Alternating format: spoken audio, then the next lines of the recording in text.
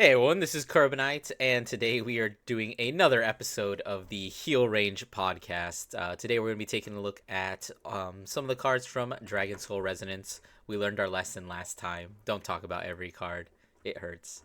Um, as per usual, I'm joined by Market Watch Danny. Hello there, hello there. Let's just ignore the fact that, we ignored set 9, but, we already knew what those cards did, so, Yeah, and we'll just simply say we don't talk about glitter sets.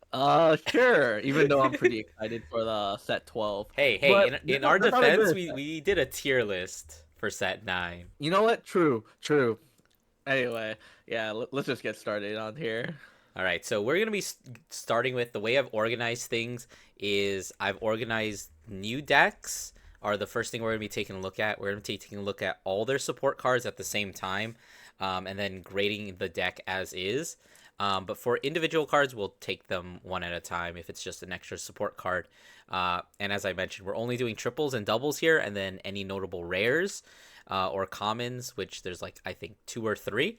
But let's go ahead and hop into it. Overall vibes with this set though, it's more so like a DLC set in my opinion. Mm-hmm. Just before we get right into it, like set 9 was pretty big. We got the release of Heart Luru and the addition of Minerva support as well, which was pretty impactful. And this set, it will have like impactful cards that will add things to the metagame, but not to the same level of impact I want to say as like set 9. That being Mm-hmm. said though, it's still like I think a really good and quite kind of interesting set, Yeah. but I don't think it's like kind of like a we were at like a peak at set 9, then we went go down a little bit, and then we're gonna go back up again once we get to set 11. But that's besides the point. Let's Yeah. just go on to this first one because I'm not that excited for this first one. Yeah, we're gonna be starting off with Dragon Empire and the brand new ride line, Venatoid. I'm gonna pretend I said that right. I'm gonna read this ride line for the very first time. So the grade one, when it gets ridden over by the grade two, you check the top card of your deck and call it if it's a grade three or less, and discard it if not. And then if you discard, your compensation is soul charge two. Wow, this card is I just mean, it has one thing I do like though is that what was it? It has like an additional effect. I feel like with these cards that are in the ride line, at mm-hmm. least just slap on like some effect on it. Maybe just like like the grade 1 just gets like 2k, but at least this grade 1 has like an additional effect in like the drop zone right there, Yeah. being able to call itself out and become like a 13k. But This card, regardless, that second skill is basically just the Shield Fisher support cards, which is kind of funny to yeah, think about. essentially. I think it's really funny that we're still doing check top, call it, and then like that's literally Karis's skill, but like worse in some ways, I which mean, we is can't be the best deck. I know that's crazy. Anyways, grade two when it's written over, you call the grade one and him, Yeah, you right? call it grade Okay, one. so it's just pretty standard. We see that a lot. And then it gets 5k So it when it calls itself as attacks. well. Yeah, it calls itself in the grade one. We see that a lot. Like with Solryron, he does that. Weird tangent, but so you get like a free 23k column, which is okay, I guess, for It's like only your first turn. 23. Yeah, it's 23, which is like nice that, it's not grade 3 Mm-hmm. locked, Yeah, but this deck's gonna need a lot more because yeah. I this would, this grade 3, oh yeah, boy. I would say 23k is fine for like your first turn three, but like after that, like it's kind of very lackluster. Anyways, let's go into the main man of the show. Soul Blast 1, check top 5, call grade 2 or less, and shuffle. Okay.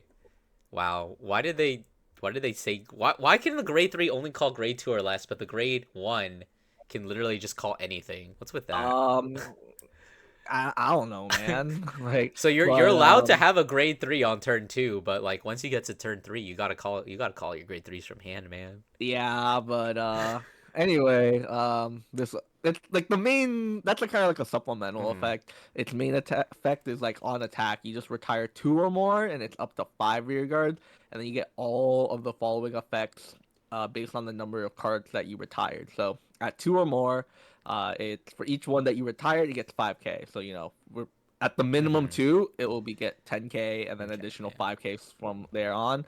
3, it's drive plus 1. And then 4 is if if your opponent's at grade 3 or greater, and then it has a triple battle door. Whoa. Spooky. Barrow Yeah. Magnus I will say Flagberg though, vibes. at least it's nice that, the drive isn't locked to being also your opponent at grade 3. Hmm. Because, like, other than that, it's kind of, what was it? A little, pretty lackluster, I would say. Just Yeah. because, like triple battle door is, like, fine, right? Hmm. But for the Especially like most, going first. Like, yeah, because when you're going first, right? Your opponent's more than likely just going to probably just just eat take the the hit attack. Yeah. anyway because like unlike a deck or a card like Bov where it has crit pressure, this is only just +1 drive, and yeah, it's big, right? Hmm. But if you were gonna hard guard it, let's say, right, Yeah. it's gonna be big anyway. So Hmm. let's see. If you need only 4 or more, plus Extra an additional 20K. Yeah. 20k. That's 20k. So what? That's like 2 triggers. That's be 33 or 43 rather. So that's one to pass. So you Yeah. just drop another trigger. Like you were gonna probably drop 3 cards anyway. If you need to hard guard this, Yeah. obviously it's really annoying when you have to if you want to PG it and you have to drop an additional 2 cards on top of discarding for the perfect guard. But regardless, this is one of those effects where it's kind of make or break depending on the cards around it. Because while Yeah. it's a very like Vanguard centric card in the sense that it gets a lot of power, it gets +1 drive, it's really difficult to what was it, the guard. Hmm. We see, in combination with the first skill, you only get like one additional card. You're gonna have to, if you want to consistently, get that like 4 or more Hmm. retire, or then you're gonna have to commit a lot more cards, which is Yeah. why cards like the grade 1 calls itself back out. But also in that sense too, right? Because it retires like on attack, you're kind of incentivized to attack with your other rear guards first, Hmm. and then and then we retire the rested rear guards, and then this comes out. Obviously, for in the case of like the grade 2 support that they got, it can call itself back out like mid battle, so there's some shenanigans there. Hmm. But I don't know, like it's so lackluster. I remember like Mei Changu was like, I can't wait to pick up this secret for $2. Like, That's I'm pretty true. sure people are just gonna like give it away. Which in Yeah. the sense it's gonna be a really good budget deck. Yeah. So you maybe because like I said, this deck kind of would like to revolve around its rear guards, right? Hmm. Because everything's already kind of located within like the vanguard. You Yeah. really need good ways to support it. So like I do like for that it's like really, really generic. Like literally, there's like no requirement for anything here. Like it's just yeah, its own and skill. like So like if we get like more support, like generic Dragon Empire support that isn't really like usable in any deck, like super well, then like I feel you can always just like toss it into this too.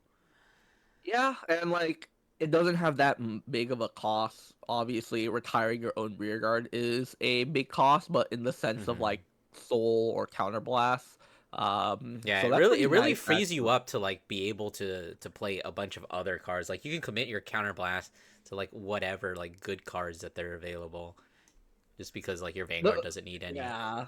The main thing about this though is because it is a caveman, I can definitely see people just being like ooga booga booga like during locals when they like use the skill or something like that. Why? Because I know I would do that. Danny is definitely one of such people. Yeah. Anyway, like I've been like talking about like its support cards. Let's see what the next two like This deck actual got dedicated support cards. 2 support cards in its debut set. Like I what? mean, yeah, like you said, right? Like it's pretty generic as is, right? So Hmm. like any like card where it's like based on retiring your own like cards, then Hmm. that could like come up. Just Yeah. like what was it like Varga, right? Like so there are Yeah. some Varga cards that like do something like return cards back to hand. So Yeah. we'll see what this grade 2 is it triple rare? Yeah. It's a triple rare. He got his Okay, triple we'll see rare. what it does. Let's see, grade 3 Vanguard. He has resist as long as he's the only copy. and can't be retired. So Bob protection. Whoa. When it attacks, if you have a Vanguard plus so plus 5, 15k attacker. Okay. And then it's retired by specifically your grade 3 or Vanguard. Um, by ability of a grade 3 grade Vanguard. If you don't have a rear guard, you can call it. That part's generic. Yeah, Interesting. so like yeah, so it's generic and it's just the sense where it's like if you do have the your the grade 3 caveman, it Mm-hmm. gets an additional 5k for each of your open rear guards. So, the Interesting. play pattern of like this, right, is you just attack with your board, you swing with your vanguard gets rid of 4 of your cards, including this one, and then you Mm-hmm. counterblast one, call it back out. It's your only other rear guard, so it can't be chosen or retired. So you'll still have that round for your next turn to play around with. And then, because you have 4 open rear guard circles, hopefully it gets, Mm-hmm. plus 20k, which is 30, and then on attack will be 35, which, is a pretty sizable card. Yeah, Like, and you it's a just like really stack good triggers support on it card. because of when it procs. Yeah. My only issue with this card is that why does it look like this? Like, My like issue is it looks why did they cool, change the but like name? okay, the name is weird, Sploosh Cutter. Like also, it's like a dragon, but it kind of but like this deck is like a caveman thing, right? Yeah, So it's like I would he's have a tear expected like maybe dragon. like I would have expected like what the yeah like my immersion Bushwood. Come on. But yeah, I Not even do a like though that dinosaur. it is like pretty generic. Like the first continuous effect is, it's there. It's I guess it's nice, but like I don't think it'll come up most of the time Yeah, I within don't think like at any least other in deck's other gonna decks. play this. Yeah, but like just the ability of just counterblast one, call it back if it's retired by your grade 3 or greater Vanguard. Like I don't know, like Varga could technically play this as Yeah. well, or like if you have any other future support out there. Well, I'm I mean kind of like the two drawing a blank dinos on it. don't they retire for costs, or do they have to retire Dino Dragons? I think they just call Dino Dragons. Something like that. We'll see when we get there eventually. And then, the only Speaking of other Dino like Dragons, yeah, the only other card that we have is a common that's specifically for this deck, and it's just when it's retired by your Vanguard with the Caveman Vanguard essentially, or your Dino Dragon mm-hmm. Vanguard. So Dino Dragon, it kind of opens up that like Gargurex like Skyride like Yeah, thing, I Spinal think, or Marquee. is it Youthquake? I don't That I kind remember. of I forgot about Spinal Marquee. I'm gonna be Damn. so real. Don't let But Deck Tester like then Orion when it's know. retired, you put it into the soul, and then you give one of your units plus 5k. It's So like, your Vanguard okay. does use soul. So, but it's mostly a filler card, right? For a Yeah. common card, it's not that flashy, right? You just call it out. It's literally just an 8k vanilla. Yeah. Like you like the only reason you're playing this is if you like can't afford like other good cards and you just need to like fill a slot. It does its job Yeah, at you just that. kind of need something more impactful, right? Like Yeah. it's an Instead of just 8k vanilla that when it dies, essentially, it just gives you a soul and plus and then 5. gives a unit 5k. I guess the 5k, is a nice like bonus, but Mm-hmm. you should only view it as like a bonus, not for the reason why you want to play the card to begin with. But Yeah. and I guess that's it for like all the caveman specific Yeah. cards. So now that we've read the entire deck, we have to rate it. In terms of like so I'll rate all of these cards based on its meta viability. Mm-hmm. So it's gonna get a no from me, right? Yeah. Like it itself doesn't really generate that much like advantage. Mm-hmm. Yeah, it's like a very Vanguard centric card where Mm-hmm. it can get like an additional like attack off of like the grade 2, but in some ways it low key, I want you to hear me out. It kind of reminds me of Flagberg, literally because of the triple battle door, but with just because of that association, it's kind of like I don't know, but yeah, in terms of meta, I don't think no, it gets a no from me, but it is I will say probably a fun deck to mess around with at locals. Yeah. Who doesn't like going ooga booga booga? Yeah. Great. Yeah. Just a great budget deck too. So I think like that's pretty much its only merit at this point. So we had one other triple rare, and I was actually super surprised to read this card. I was like, what? So, anyways, this Yeah, it's is another generic grade 1. whoa, except it's much, much worse. Her name's Much, much more narrow. Krashuna. It's placed on Yeah. rear. Also, counterblast one. But this time, you get to search your deck for a set order and add it to your hand. Or you can Soul Blast one to search your deck or drop for a set order that you already have two copies of in your order zone. Yeah, and then you just add it to your hand Yeah, just add afterwards. it. And then interestingly enough, it has like for grade 1, it has an attack or boost, which Oh, what? it's kind of What is nice. this V design? What? Yeah, on attack or boost, if your order zone has a set order, it gets an additional 2k. So, a 10k attacker or booster. Mm-hmm. And then if your opponent's Vanguard grade 3 or greater, you choose two set orders, and if they have the same name, or if you chose two cards with the same name, it gets an additional 5k. Mm-hmm. So that's kind of like pretty generic. I like what's the application here? Is this like This does is this have a hole in like literally. I think like there's only like three things you play this with. Either you I'll go from best to last.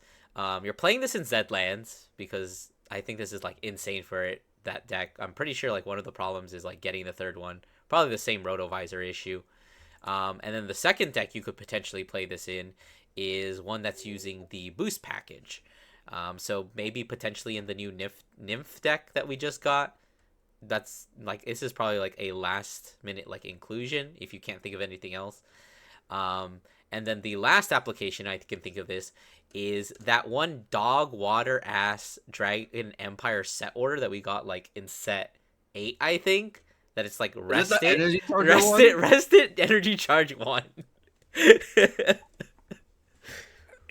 I'm really set out for my Warbell deck. I want to Oh, EV3 again. true.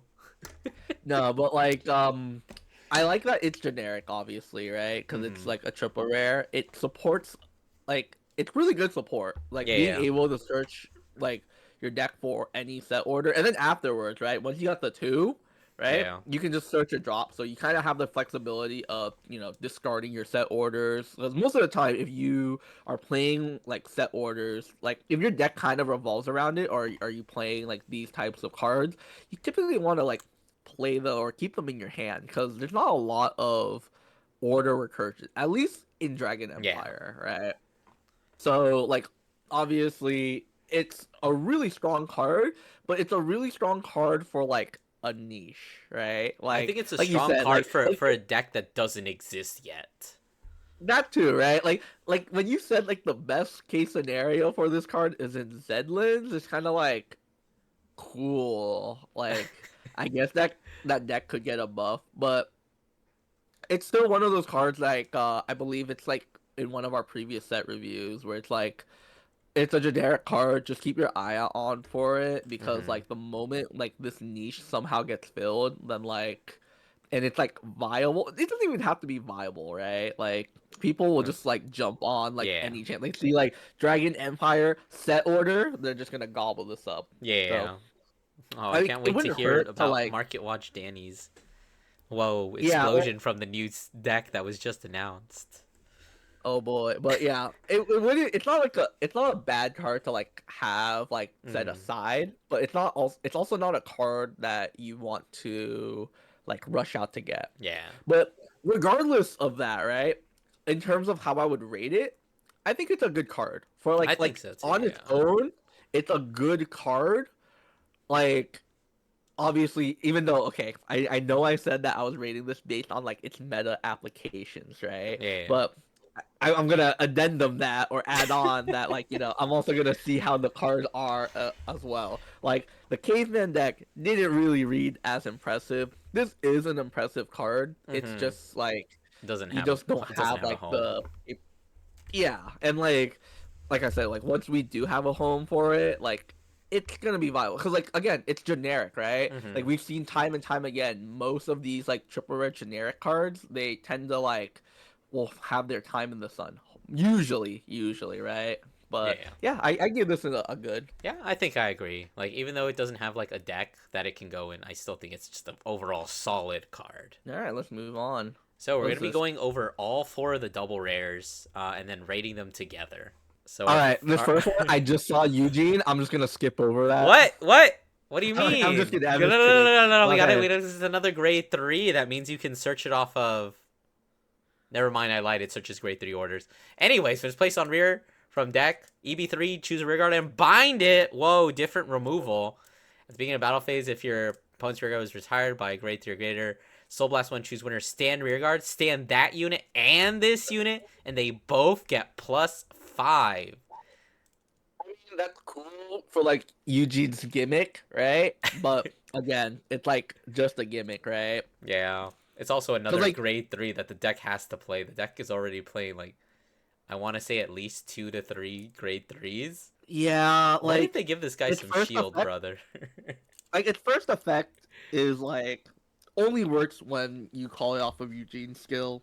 hmm Okay, sure, it's cool removal, but still. And then afterwards, like after you place it, it's essentially a vanilla, right? Well, you can Yes, rest it it for you. restands You rest it for itself. Eugene's skill. Well, yeah, but like that's kind of like Eugene's whole like shtick, right? Like Yeah. your units rest, and then I think some of them already like stand themselves, Yep. right? This, I mean, it's Eugene, right? Like just leave it in the past, right? You know, the future is now, old man. Yeah. What I'm mostly concerned about is doesn't Eugene call from deck during the battle phase now? So that means you can't use both these skills like in the same That's even worse. What the heck? turn. Anyways, let's move on. Aquilibria card. This is my one loss Yeah. today. What does this card do? Yeah. Damn. Okay, let's see. It's a grade 2, which is, it's nice, I suppose. It's not another grade 3, Eugene. But it has the overcharge ability, which, it's nice because Alka Libra does care about cards with the overcharge ability itself. And then, just the simple, like, if it's chosen by Alka Libra, gets an additional 10k. So it's 20k on its own, hmm right? Well, Or 25 with technically, yeah with plus the extra 5 with 5k. Alka Libra, so 25. More importantly, though, at the end of the battle that it attacked, you retire itself and you give your Alka Libra or just your Vanguard in general, where on attack, choose one of your rear guards with the overcharge ability and it gets plus 5k. Now, this is a really good card for Alka Libra in the sense that overcharge only works when it gets chosen by your Vanguard's ability. hmm And typically, you're only able to do 3 at a time. And then, you have your divine skill where you can select an additional 2 and then, ping your opponent. But every other turn besides that, you only really have the 3, right? hmm And so this gives you an additional way to proc an additional overcharge, right? hmm So I think that's really cool utility there, Yeah, it's right? Just essentially being like able.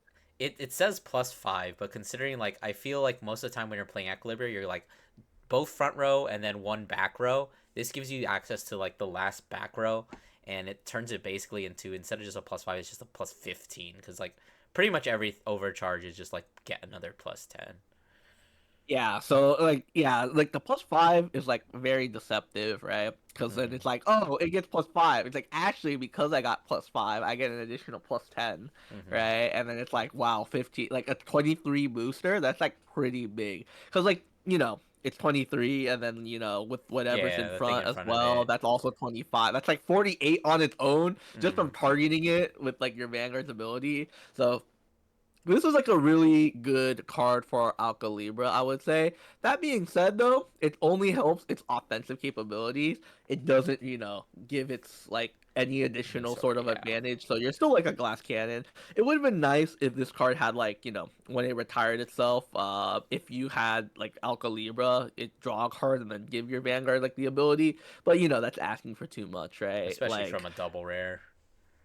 Yeah, especially from a double rare. So we already got one not good card and then one pretty solid card. Let's see what the Yeah. others Well, one are. last thing I want to say about this is that it does at least retire itself instead of like going to the soul, which the promo does, which I noticed today.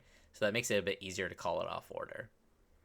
Oh yeah, that is true there too. Small no. But let's go ahead and take a look at the other ones. So, What is speaking this? of Zed lands, we got another What? Zed land support card. When your Great 3 or Greater Vanguard Zed lands chosen by the ability, EB3 call it. So that's not too bad. Just a fucking Combine Rusher. I believe the effect of the Workshop is to you tap it and you give something 5k.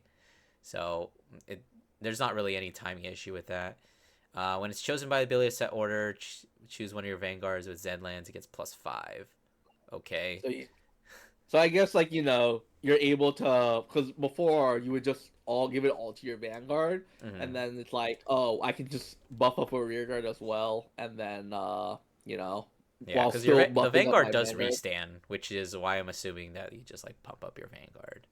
Yeah, I don't know what else it does. I'm gonna be real. I've never played against this deck, Me neither. so like I don't know what else to say. Like I guess it's like it's more closer to like an Imigrar, Hmm. right? Where it's like EBs, Yeah, but I think it's a yeah, I don't know. okay Like, cause like card at for that, a not good deck. yeah, it's like a decent card, right? But like I feel like it doesn't really like It doesn't do help. It too doesn't much. fix any of the deck's problems. Like, yeah, it gives it Yeah. like a slight better power boost because you don't have to commit as much things from hand. You get like drop recursion, which is always nice, and you're able to use your resources, which I don't think Zedlin's had anything specific to EB3 yet. Unless the festival card that we talked about used EB, but I don't remember. I'm not gonna try and like look up Hey, that I'm not card. gonna I'm remember. not Like gonna look up I'm that not. card. I'm not gonna play against this deck. I can tell you that.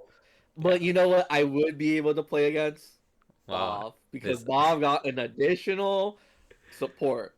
Nobody, everyone's like, why did she need another card? But regardless, pretty much what it does in the back row rear guard once a turn, when your other rear guard in the same column stands by a card effect, you restand it, and then if you have a grade 3 or greater Vanguard with Bob in its name, it gets an additional 5. So technically generic, right? Whoa. It's just technically speaking, right? Hmm.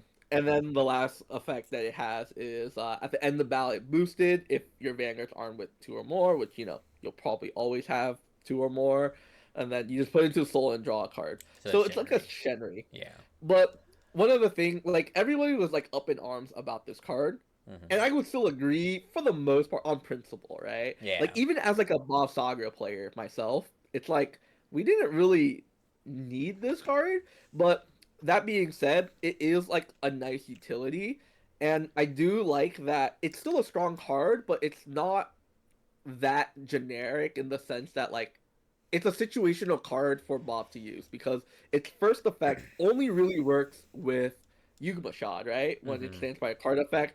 I guess technically speaking, right, you could run Red OT, right, and restand like a card too, Yeah. but that's besides the point, right? Like the first effect only really worked with Yugma Shot, which if you have Yugma Shot, you were kind of already in like a decent position anyway.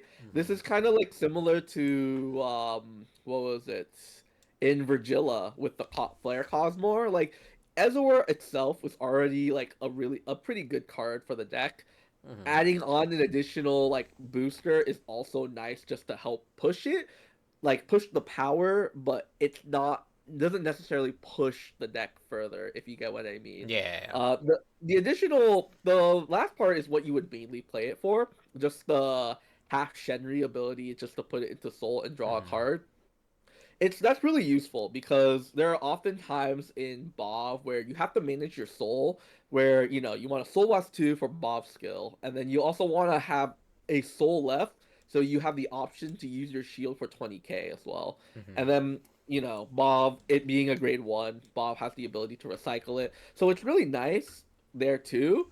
I like that it's not overpowering in the sense, Hmm. right? It's not like a load bearing card, Yeah. but it's still a nice card. That being said, did Bob really need this card? Not really, Even though. after Like the two hits, like the this is literal Vylord trick like boon to one. yeah, like if you think about it, right, this is like a pretty like solid card, right? Like maybe like Hmm. even like an above average card just for the half Shenry skill to begin with. Yeah. But like when Bob is like, "Oh, I might play this as like a 2 of," right? Hmm. Like Yeah, I if think that's like what we not just the see. fact that they have the option to be like, I might play this a 2 of, I might just opt into it. Maybe some players will be like, I'm playing a 4 playset of it, right? Hmm. But even then, it's a good card. Yeah. Don't Like get me there wrong. are definitely decks that would kill for a card like this.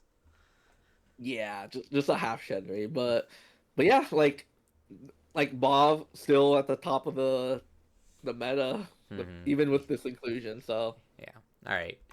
So, as a package of 4 cards, how would we rate I hate this? that you've said this as a package because it's like okay, so like the Eugene card is kind of like below average. I Hmm. want to say, and then the Aqualibra and Bob card are above average, and then The the Zedlands Zedlin is card I think is just just average. average. So Yeah. overall, I think it averages out to impress, Hmm. right? Because like the cards that are decent are pretty good, right? Yeah, yeah.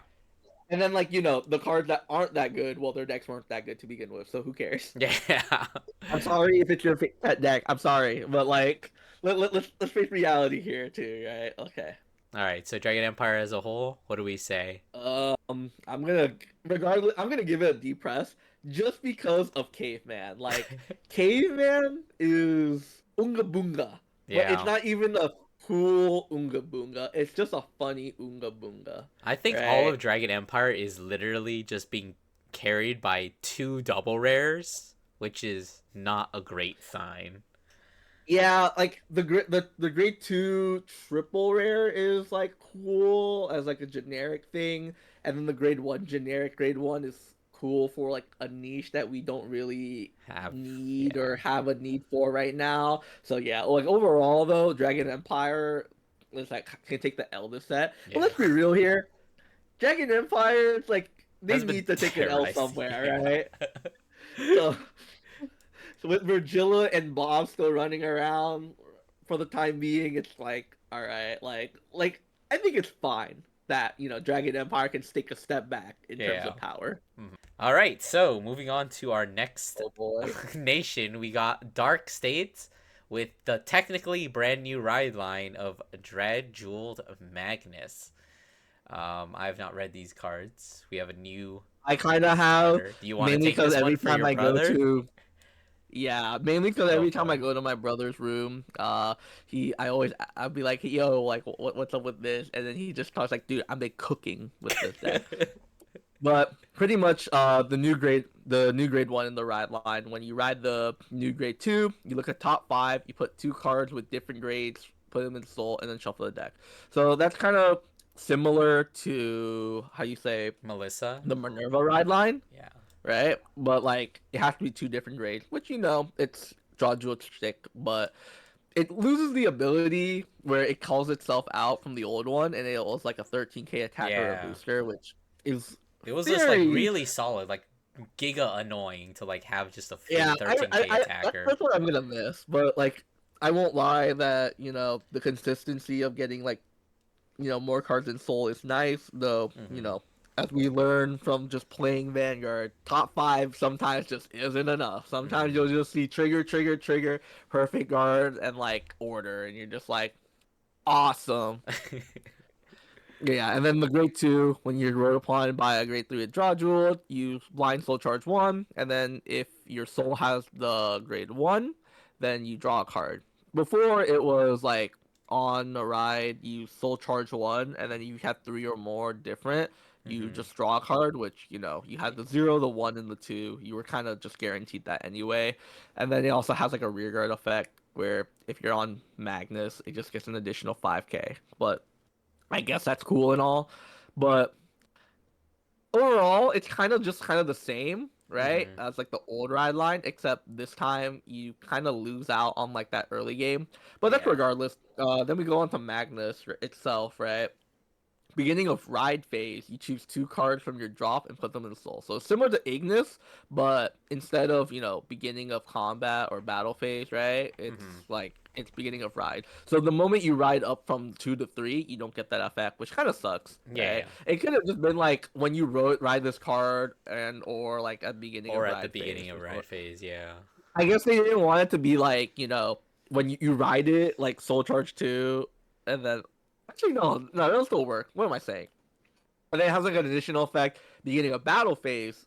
If you have a card with draw jeweled in its card name in your soul, your front row gets an additional 5k, which is nice, right? Yeah, not locked That can behind technically be opponent. procced early, so you don't get punished quote unquote, for soul charging, your other draw jewels.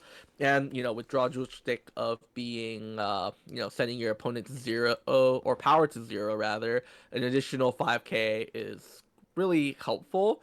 But Hmm. the bloated line of text right here. When it attacks a Vanguard, the draw jewel effect of Soul Blast 4 cards with different grades, your opponent's Vanguard's power becomes 0. And also, if your opponent's Vanguard is grade 3 or greater, gets a crit, and if you got a crit from this effect, and your damage zone has 4 or more cards, or you Persona Roam, you choose a demonic Jewel Dragon rearguard, and you give it the effect that on attack you ditch a card, its drive becomes 1, and it performs drive checks. Awesome! Like, the first effect is just pretty much just old draw jewel, right? Like, Hmm. on It's attack, just like just set your opponent's Ignis. power to Yeah. 0, and, like, there's literally just old draw jewel. Yeah. And then it's effect where it's like, oh, your opponent. So pretty much the rearguard drive check. It says demonic jewel dragon, so that's only your grade threes from specifically for this deck, right? Um, which is kind of a shame, right? Because Yeah. you have grade two that you would like as well. So I don't know why, but and then if you got the crit and you are either at limit break or you persona ride, then you get the effect. Yeah. It's like a gimmick, right? Like I get what Yeah. they were trying to do, where like they wanted to improve draw jewels somehow, but then they didn't really know how to, Hmm. right? Yeah. Like so, like it But just, they also put I like mean, like so many guardrails on this. yeah, like I guess like they were really wanted to be safe around like manipulating power and Hmm. whatnot, just because like if that gets like a step above, then like or crosses the line just a little bit, it could be problematic. But you could have just like changed things up a bit, right? Like the Hmm. beginning of battle phase, it could have just been like if you had 4 or more cards with different cards, like 5k to the front row, right? Hmm.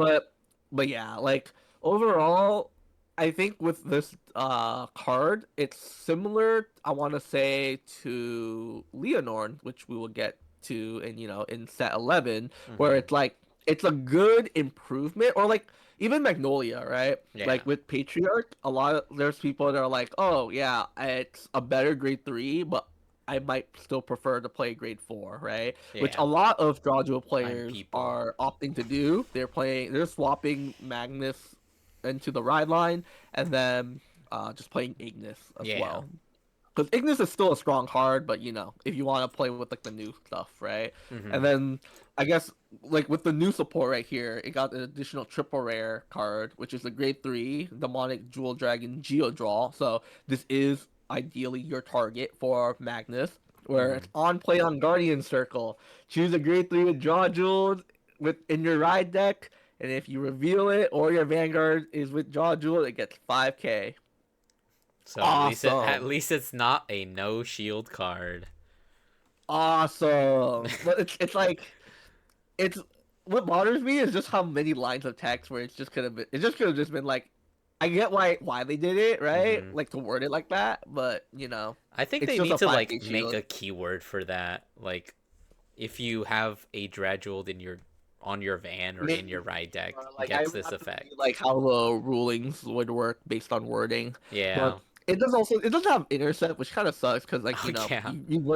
you much rather like call this out, but that's besides the point.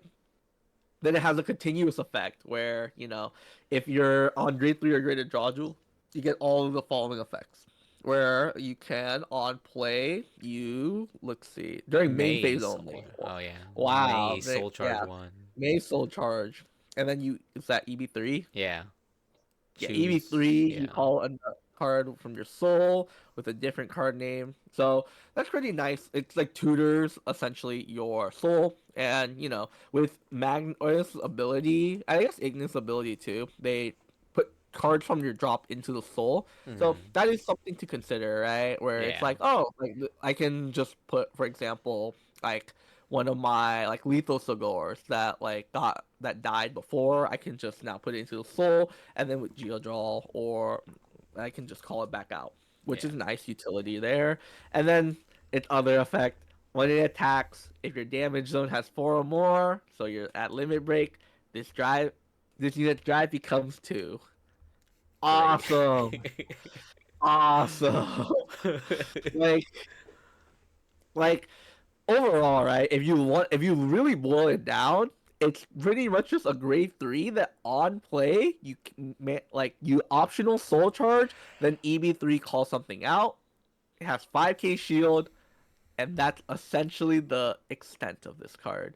If Hmm. you are playing just with Ignis, if you're playing a pure Magnus deck, then this is probably one of your better cards because again, you just target this card. It's essentially another twin driver, right? Hmm. And like ideally you persona road, so it's gonna be 28, right? Because it's gets 5k with Magnus's ability and then 10k from the persona ride, so it's 28 to your opponent's 0 with twin drive. Like I guess that's cool, but it's so many hoops that you have to jump through, especially the fact that limit break, right? Hmm. Like I think that's what like pushes this entire deck kind of down a Yeah, you little can bit, literally just right?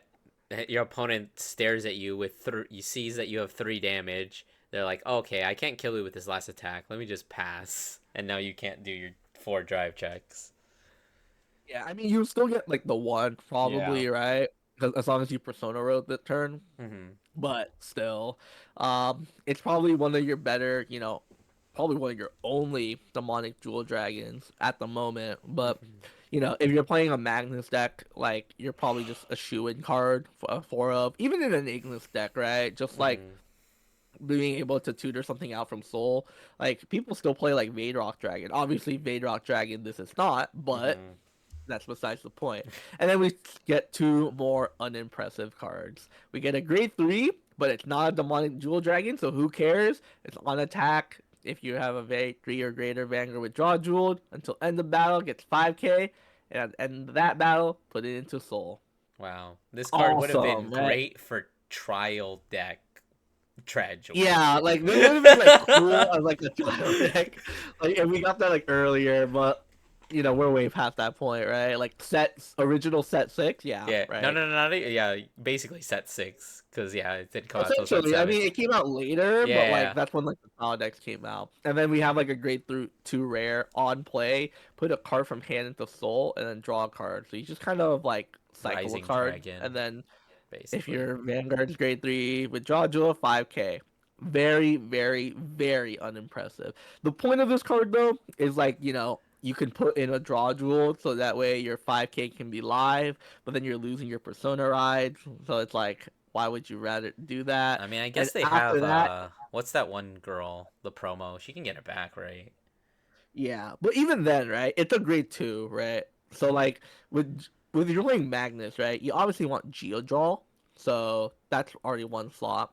And then because you're setting it to 0, you want to attack as much as you can. So Mhm. the other card's probably just one of your restandards, preferably Lethal Sagor, or even like if you play like additional copies in like Rock Agor as well. Mhm. So there's like no space on the board for this card. If it was a grade 1, you may consider it, but Yo, just it being play a grade boost 2. package. What? Oh yeah, man. Let me just like bloat my deck 15k even booster. more. In my piece reliant deck, let me just add in more pieces. Awesome. Yeah. All right, but yeah.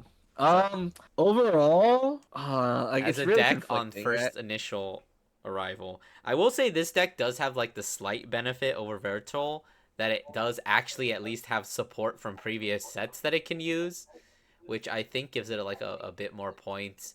But that being Yeah. said, do we want to rate it as just like pure Magnus or the new cards together? I'm gonna take it as like all the cards together. I think overall it is good, but it is not meta playable. Okay, it's playable, but it's like a rogue deck. Mm-hmm. I'll give it that. I will Like say it's it, better than like a lot of rogue decks, but yeah, it's it still boosts rogue. up a rogue deck. So in the sense where it's like if you took like a deck that was like not even like barely rogue playable, and you Mm-hmm. bring it up to rogue playable, then like I guess that's an impress. So yeah. Yeah. Oh, the other The triple Liel rare. card. I forgot that Yeah, this card another triple existed. rare. Low key thought on first reveal before we got the translation, I thought this was just gonna be another like Anachronos dragon. I'm gonna be so dead ass. But on play from rearguard from hand, the thing Stoichea where curse. you just Whoa. you do the thing, reveal a Liel from ride deck or your Vanguard's Liel, you energy blast 3 and you perform one of the following. You look at top 7, you add a grade 3 without regardless piece and you put it into the hand or shuffle your deck for that effect, the target that you would look for would be persona rides, which is really important in an odium deck because that's kind of what you would need in order to try to like kill your opponent Mm-hmm. with your divine skill. The other targets would be Anachronos Dragon, which is one of your cards Yeah. that helps turbo or like puts cards into your regress gauges. But more importantly, your Distorted Bane, which is really, really good. Just having essentially another way to look for your Bane is like Mm-hmm. top notch. And on top of that, they kind of know that too because they have the second effect is part of that on play effect is you choose a Bane from your face up damage zone and you put it into the hand, and then if you do, you put the top card into your damage zone. So it's similar to that of the giant Fluffy in Heart Luru, Mm-hmm. where it is, it's able to tutor out. Obviously, it doesn't do it from the drop, but Odium can like, has ways to get around that. Yeah, That you being can, I mean, you said, can literally like put it into the gauge from drop yeah, with like that's why, averages. right? Yeah. Like, so that doesn't matter too much. It's only really when if it gets to the damage zone. Mm-hmm. So just this top effect on its own is really, really good, just Mm-hmm. for It's just like a Odium's huge consistency consistency. boost to the deck. Yeah, because like before they were like kind of make or break depending on how many distorted banes they got. Because you're literally just trying to get to the point where you persona ride and are able to divine skill to take that extra turn. Yeah. That's really what you're trying to do. And so this is a way to help with that. And then it has an additional effect where at the end of the battle it boosts a grade 3 or greater Vanguard. So, you know, only ideally back row center, right? Mm-hmm. You put it into the soul and then countercharge one. You can only do this if you have 4 or more regress gauges. So, a way to fill up soul and to get back resources, Yeah. which is also really good because Odium is a deck that also requires a bit of soul. Like it doesn't need it like a ton to Yeah. where it's like, oh, like I might consider playing like Brainwash Swirlers or Mm-hmm. like Soul in Front just for it. But you do place your soul for a lot of cards, which is Mm-hmm. nice, and then obviously countercharging is also really Yeah, nice. I think So like overall, the best example of that is the fact that like Distorted Bane can does have that optional soul charge, but most of the time players won't go for it, but it's an option in case they need it.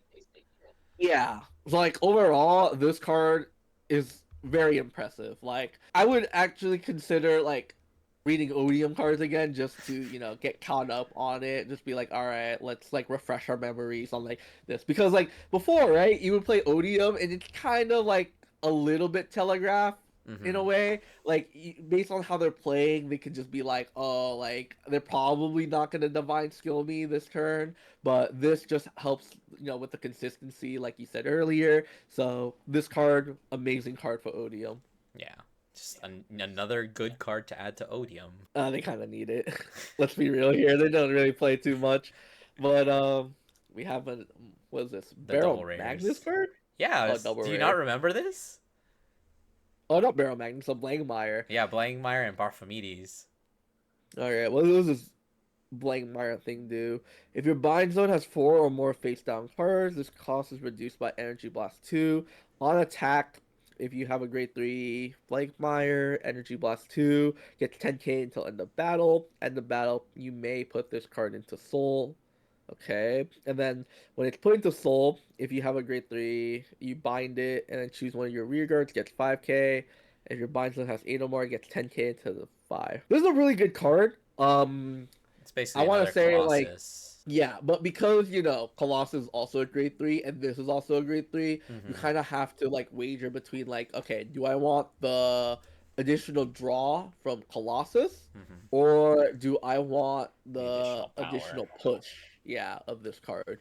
Or, you could do like I remember we were talking to Mei Chengu at locals like a couple of weeks ago when this card got announced and they were like, yeah, like I'm just playing like a Turbo Blademeyer list or I've been testing it and we're just playing this in Colossus. I'm just hoping the shotgun divine skill turn my first grade 3 turn, which is funny. Yeah. But like, I do think though this card does have a place, and it really would just come down to like I want to say like play style in a way. Like Hmm. if you feel like you want to be safer, then you just go with the Colossus route of just getting the additional card. Like maybe you want cards, you be like, oh, I need cards to like guard with for their next turn, or it's like I need to dig for pieces. You might prefer that. Or you could just be like, nah, man, all eggs in one basket. I'm gonna balls to the walls. You might just play this instead, or you can play both, or like a mixture. So Yeah. I think this card is like a good option, and Yeah. that's kind of good in like cards. I want to say it's not like an auto include, but it has its place, Hmm. which It I has like like in card it's design. something you would consider. All right, what is this though? Who's Baphomedes? Baphomedes is the promo boss unit that relies on you having a bunch of grade threes in your soul. Okay, let's see what this does. If you have a bat from Medes, +1 grade, plus 5k on rear, guardian, circle, and soul. So bat from Medes probably was it? Give additional shield, right? Yeah, it gives additional shield to grade Okay, threes I too. guess that's nice, I suppose. All right, let's see what else. It's put into soul from rear by the ability. Choose a grade 3 from drop. Put into soul. Energy blast 3. Draw a card. Choose one of your units. Call it to open. Choose one of your back row grade 3s in the same column as that unit stand. This card's kind of like pretty good. Yeah. Too bad it's like a shit deck. All I'm Yeah, I saying don't know what is to if say. if Baphomedes ever becomes the next Eleglemma, this card's definitely getting put in, right? Oh yeah, totally. I mean, it's a pretty big buff for your Baphomedes deck, but then you have to consider the fact that you're playing a Baphomedes deck. Yeah, but yeah, let's just move on. Oh, Whoa, I was right. Barrow Magnus. Ugh. All right, grade 1 on play, Soul Charge 1. Okay, so it's just another Brainwash Swirler, and it gets plus 5k. Wow. Awesome. This is a double rare. This is a double rare. Oh my god. At the end of the ballot boosted and you did not countercharge, put 2 rear guards in the same column as this unit into soul and countercharge. I guess that's nice, just being able to countercharge. I But mean, in my head, right, when you think about countercharging, right, you kind of want to play like a sort of grind game in a way. In a way. Like, I don't know, that's just how my brain works when other I than think like of being damage countercharge. denied, I guess. But are you really damage denying Yeah, with Barrow but even then, Magnus? it's like you're playing barrel man. I think this is just a glass, like literally a glass cannon deck. You Yeah. only care about like doing it as much as you can to then kill your opponent. You do not have a late game. I don't think you even survive like past turn 4. I'm being genuinely serious. I've never seen this like barrel Magnus thing. Maybe someone could correct me, like, but I think it's gonna be very, very difficult. But that being said, at the end of the day, it's kind of just another brainwash swirler in a But like a worse. kind of a bad brainwash swirler. But it does, put 2 cards of your rear guards into the soul, which you were gonna put into the soul anyway, so you might as well make use of it. And then countercharge, I guess is nice. I don't know how necessary of counter I mean, they still charging that. play what's her name? Engraver from set 1. Yeah, but like at least Engraver, right, is like what was it? It has the on hit pressure as Mhm. well. So like, and then it's like your early game as well. So it's like Yeah. not like it's still like a okay card, but this being a grade 1 is like, I don't know. Let's Also, just you know move what I on to the green realized? one. Like What? you this is locked. All of these, both these skills are locked behind turn 3, so you have I to mean, the literally first wait one from is there. just a Yeah. full charge, but like I guess the additional 5k. I mean, I'm you gonna be can real. call They Swirler didn't need on to turn lock one that. and two and just like soul charge for free. Yeah, I guess that is true. Where you're just trying to rush. So I guess in the way, like this is kind of just swirler. But It's just a worse. swirler that counter charges. Okay, let's just move on to green on. Let's see this. On play from rear guard from Ham. Damn, If what's you have with a the dark Greedon states or Desire games? Depth, Oh, nice. look at the top five. Put a grade three. Choose a grade three. Reveal it. Put it to your hand. Reveal a card. Choose a card from hand. Put it into Soul. Okay. When put into Soul, when this card is put into Soul, choose one of your cards from your drop. Put it into Soul. Okay. So this is kind of like I don't want to say consistency. I don't know if that's It's a the little right bit. word for it. It's like a little bit because like you're like looking for your grade three, which is mainly just like your mask, Masks. right? Hmm. And then I guess like your other like desire double grade threes as There's well. That the is the an boar option. that's pretty good. I Yeah, think and then just that also card being wants able to to be good in Soul too. yeah, and then there's a lot of cards that want to be in Soul as well, so that helps set it up. And then when you put it in, so when you play it on rear, and then you swap it in with Greedon's ability, you put another card from drop into Soul. So a little bit extra flexibility there. I think it's That really being necessary because I think it's literally been like probably a year since I played against Greedon. But one of the issues I do remember them having was you need to have like a certain amount of soul in order to like get some effect. I don't remember what it is. I can't be bothered to remember or look it up, but I do remember needing like a certain amount of cards in soul. okay. I mean, I guess this is like fine in the sense of Greedon, but Hmm. again, this is just like another like glass cannony deck, right? Yeah. So like it helps with the consistency a little bit, but it doesn't really help with the consistency in the sense of like killing your opponent, right? It doesn't Hmm. up the power really that much unless I'm like missing something like oh when this like card's in the soul like obviously right there's like that grade two that like if it's in the soul your greed ons get like 5k or something Oh right yeah. but regardless like I guess it's like okay and Hmm. it's another desire devil so It's also shout free. out to Greedon still being one of those cards or one of those decks that still keep to like archetypal names. I kind of enjoy that. Yeah, All and it's right. like I said, it's free. It works on grade one and grade two. But for some reason, it has the Stoicheia curse. Can't call it from anywhere Yeah. else. All right. Let's see. I think this is a pretty easy like depress. Like Yeah, it has one like good card and then three like kind are of like bad, middling good-ish like in a bad deck, and it's like then goodish in a two two goodish in a decent bad cards and like decks and a bad yeah, they're card. just all supporting bad decks, and Yeah, it doesn't really elevate these decks to like another like tier or help them like to like obviously they'll take it right, but they're yeah. gonna need a lot more help than like just these cards. All right, so Dark States as a whole. Let's see. So they got the Liel card, and then they got the Magnus cards, Mm-hmm. and And then then so the I bad. think it's really just like how you want to view Magnus. I think Dark States. Okay, I'm gonna give this an impress with a caveat in the sense that like I think the cards are good for what they are. It just doesn't have like that additional push. Besides like the Odium card, but Mm-hmm. then again, right? Like we don't really see Odium that much anymore, at Mm-hmm. least like in like top tables or whatnot. Yeah. But still, I still think that overall these card quality is good, but they don't become greater when they come together, if that makes sense. Yeah, I get what you're saying. Oh boy, we Oh got to talk boy. about Liel, which Oh is, boy. I think, the only new boss unit that did not get a ride line in this set. Yeah, man. Oh. If only we had Mei Chengu here, he would be yapping for hours about this. But I'll try my best. So it's essentially new Liel or Liel Draconis is a new name. An act on Vanguard to EB4 and bind a normal unit from rear or drop, and you choose a card from your hand and discard it, and you get drive +1. I will say, I think it's funny that the discarding a card is not part of the cost. So you can do like the brave trick where you just empty out your hand and then use this. You're like, whoa, free car or free drive. But this first effect, EB4 is a big cost, I will say. Hmm. But being able to bind the normal unit from either rear or drop is pretty good because as we'll see right now, right, we have better ways of like getting setting up your bind zone.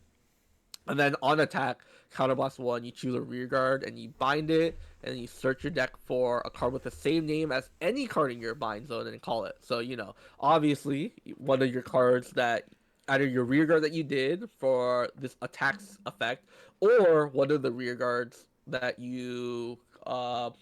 bound for the first effect, which is nice flexibility. I think that's very warranted in a way. Hmm. Like this deck needs a lot of help. And then still the Vine skill. Like at end of ballot attack, if your opponent's Vanguard grade 3 or greater, choose a grade 3 with Liel. So either itself, the Draconis, or a Morta, and then either from soul or drop. Before it was only just drop, I believe. So you have an additional place to call it or to choose To from, ride from and it, then you yeah. just ride it, and then it comes drive plus becomes one. So still kind of keeps like the old divine skill turn. I think overall, like this card in general is a pretty solid upgrade in this because Old Immorta also had the perfect guard ability, for Hmm. like lore reasons and anime reasons, obviously too, and so you would have to like pick between like, well, do I want to save it for Persona Ride, right? Because that makes my divine skill turn a lot better, but I lose out on this perfect guard. Well, at least with Draconis, right? You have if you play both Draconis and Immorta, you kind of have both like options, which is also nice. And then let's take a look at some of their other cards as well. They got both a triple rare and a double rare. So the triple rare is Hmm. grade one. It's on play on rear. You choose just like the ride deck or If you're on playing Vanguard. Liel. Yeah, if you're playing Liel, energy charge one. So that is useful because again, energy blast four is kind of a big cost, right? Because of energy blast four too, right? You kind of forfeit the Hmm. ability to EB7 to draw, which can come in clutch a lot. Like decks like Ba, for instance, kind of utilize the EB7 like Hmm. pretty frequently, I would say. And then it has an additional effect where at end of battle it boosted. If you're on Liel and your opponent's Vanguard's grade 3, you put it into Soul, and then you get the red text of all your front row rear guards get 5k. Kind Just of like wish that this Hazel. said all your front row units, but it moves it to Soul, which I believe this deck had like somewhat of a soul issue, so that's kind of nice. And then also like it gets an additional like buff to Hmm. the rear guards as well. I think this card is like good. Like I don't know, cause like I'm Yeah, it's evaluating this okay. from like just reading the cards. Amorta is kind of, or I guess Amorta slash Draconis is one of those decks where your sequencing matters a lot. Where it's like because you have to okay, I need to call this rear guard, so I need to have it bound, and then you have to like maneuver in like a certain way just to be like, okay, if I want to kill them, I gotta do it like this, where it's like, oh, I divine skill, so I can like call out another card as well. So I guess this card like card quality wise is pretty good, I want to say. It, Like it just reminds me a lot of, it's basically the Azel promo. It does the same thing. It gives your Vanguard the red text, the exact same red text. The only difference is it just goes to the bottom of the deck, which is just objectively worse. And that card's solid. I wouldn't say it's like the best Azel card. Like I definitely considered cutting it because it's not that great. So I can definitely see a yeah. world where you don't play this, I think. But just like the extra utility it has from the first skill, I think is like enough to consider it at least. Yeah, I think the energy charge is like also like just a good option as well. And then I believe you kind of did struggle with power a little bit, though. I don't know. Every time I played against Mei Changu, I've always just enamored by like big rear guards, and then like okay, how big your vanguard? Like 13k, and it's like so I feel like it could have at least buffed like all the front row units, but that's besides the point. Hmm. What is this grade two? When you discard from rear guard or retire from guardian circle, you may put this card into soul. Okay, and then if your bind zone has a face-up card, gets 5k, 5k. I guess, but like, Okay. it's kind of just a beater, right? Yeah. And like, More your shield is main always beater's nice, Dumwellius, but right? But like, you kind of have like other cards that you could use as like beaters in a pinch. I want to say, like, you have like Religio, you have like Sequence Wizard, I suppose. hmm. So, and like Sequence Wizards is kind of like gets like the same power, I guess. I guess this is like just additional shield and it like fuels your soul, but I don't know. This is kind of just like a filler card for like Yeah, a it probably double doesn't rare. make the Like cut. it's like it feels like I can see why it's a double rare, but like it feels more like a rare card. All right, and then let's see this rare card though. Grade one, when your unit is placed on another rear guard in the same column as this unit by the ability of your Vanguard with Liel. So Liel's on attack skill. Put this unit to soul. That place unit gets 5k. Awesome. Like, Great. okay, sure. And then let's see this eagle. When this card is bound during your turn, if you have a grade 3 or greater Leo, choose a grade 1 or greater normal unit without Sentinel from drop, and you put it at the bottom of your deck. That's Huh? pretty useful utility, Is it? mainly because like That's. you're searching your because Leo's attack skill searches your deck for those cards, right? Okay, I So see, I after see. you like so like there would be scenarios where let's say like you bound like a Gobwelius, right? From like one effect, and then you have a Gobwelius on board, but like if maybe like a Gobwelius plot into damage zone, like this is at least kind of like a way where you can what was it? Recycle it? Recycle in a way, right? Where it's like I can at least call something again, right? So, but that's kind of like a worst case scenario in a way. Like it's Yeah. nice utility for like this specific scenario. So, Yeah. And then like in all other scenarios, like what are you doing with this card? I guess you can at least the benefit of Draconis being able to buy from drop means that like you only need to like have the one copy, and then if you ever do need to use it, if you get yourself into that situation, you can just bind it from drop. I will say too, I think Draconis slash Amorta is one of those decks that are is very build dependent, right? Mm-hmm. Because it depends a lot on your ratios, right? Because you call with the same name as cards from your bind zone, and then what certain cards that you play. Like every other week, it just seems like Mei Changu would just come with like another new Amorta build. This is pre Draconis, by the way, and Yeah. it's like, yeah, I'm trying out like this like thing, and it's pretty interesting. Like I think it's one of those like finicky decks where you can just really like look to sequence, and I kind of like that in a deck. Mm-hmm. Will I? How do I rate this though? I think on my own principle, it is an impress because I like blue hair. But But as also, like like a I think it's like a pretty decent card too. It does have its like mm-hmm. downsides as well, but I do kind of like it when some cards have like like positives and negatives to it. I think it's kind Mm-hmm. of boring when like cards are just all upside, right? Yeah. But like, well, obviously, right, when you're playing it, right, it doesn't feel that great. But like from a design standpoint, right, it's kind of just like at least making my choices matter in like Mm-hmm. deck building. And I think Draconis is a deck where your choices matter a lot, not just during game, but how you decide to assemble your deck. Mm-hmm. Yeah, so I'll give it an impress. Yeah. I think for me, it's the cards, like specifically the cards just from this set, don't really read very impressive, but just considering that At it's least like another like extra supported set or an extra, it's a new Vanguard boss. The fact that it has all that extra support going on behind it, I think at yeah, least like I elevates it a said in little the bit. beginning of this like episode, this is kind of like just a DLC set, right? Yeah. For the like you're not really like it improves a lot, right? Just by the nature of getting additional support, but it doesn't like push itself into the meta for most of these cards. At Yeah. least in the meta in the sense of like the top three of like Ba, Virgilla, and Harluru, with like Minerva trailing behind, Yeah. right? Like those would be like the top four decks. It can probably compete, right? But like you're Mm-hmm. putting in a lot more effort into it. Yeah. Oh boy, Whoa, Alden. new Alden, but it's also support for other Old Alden Alden. and Bastion.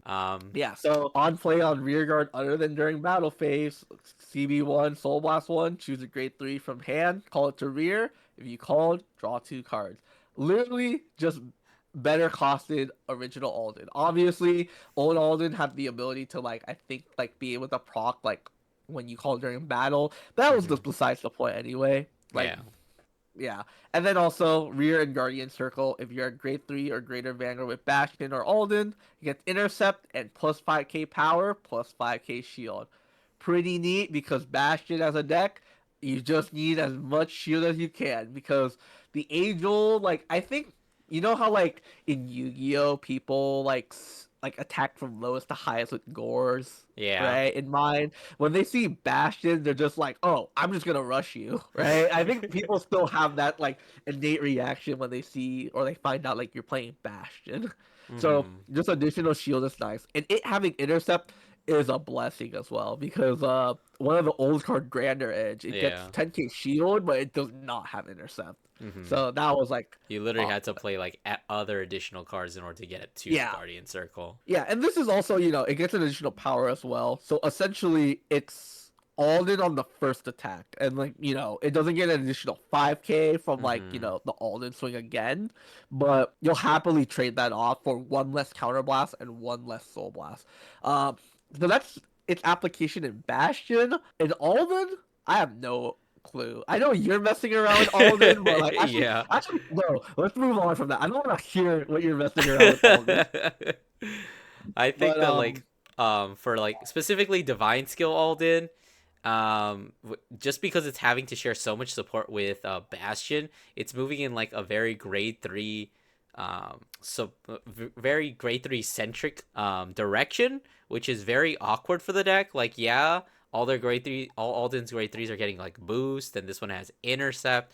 But still, it's like that Divine Skill Alden is like a rush deck, so playing more grade threes kind of just like diminishes your ability to like play on turn 1 and 2. So I don't know how I don't really like the direction that Alden is heading in, specifically the Divine one. Like Danny said, I am messing around with Heaven and Earth Alden, which I think might be a little bit more interesting, considering it's pretty generic in all of its effects. And then just combining with the new Alden support, which thankfully does not restrict to any divine skill specific Aldens. yeah, but also this card is winning. Let's go. All So right. like I get to the press. Yeah, I think so too. It's just a solid card. I mean, that first effect's generic. Wow. Okay, the double Oh rares. boy, Reziel. I Yeah. love Reziel. Let's see, Impervious. What was it? When on play on rear or put on Guardian Circle, if you're playing Reziel, you do one of the following based on the circle. So if you played it on rear guard, it gets an additional 5k until end of turn. But if it's placed by Reziel's ability, it gets 10k instead. And then on Guardian Circle, so either play it from hand or intercept, you get an additional 5k shield. And then if it intercepted specifically, it gets 10k shield instead. So this is like a pretty decent card Mm-hmm. for what was it, Reziel, because Reziel was kind of like with the loss of Saragon, right? You kind of lost your incentive to run the Keter package of or Keter pile as people mostly call it, of like wisdom for Tayfault to then call like hopefully look for Saragon to like get Mm-hmm. additional cards.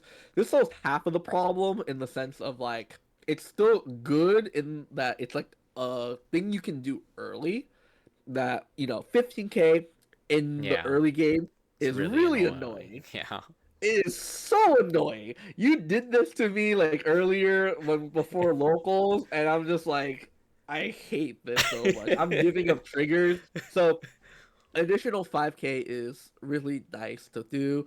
The fact that it's additional shield as well is also really nice because with the loss of the Saragon plus thing with the wisdom like additional draws, you're kind of like losing additional cards to be able to play with in the sense that like, oh, like I have just less cards to guard with in general. Mm-hmm. So this card just being like another 50k shield, like this is like a good card that you can play early as well, Mm-hmm. right? You play it early, it's just a 15k like swing into like like if you get like a trigger on this, right, 25k onto like your opponent's like grade 1, like that's like more than a trigger to guard, so that's Mm-hmm. already really good, and then it can convert itself into a additional shield, and all for free, by the way. That's Yeah. really good. Now obviously it doesn't like addresses an additional issue with the deck in that it doesn't help with additional plussing, Mm-hmm. but the card quality wise is still like a really like good card. Because then with the loss of like what was it, Tayfault, you kind of lost on like a good like rear guard to call Mm-hmm. beforehand.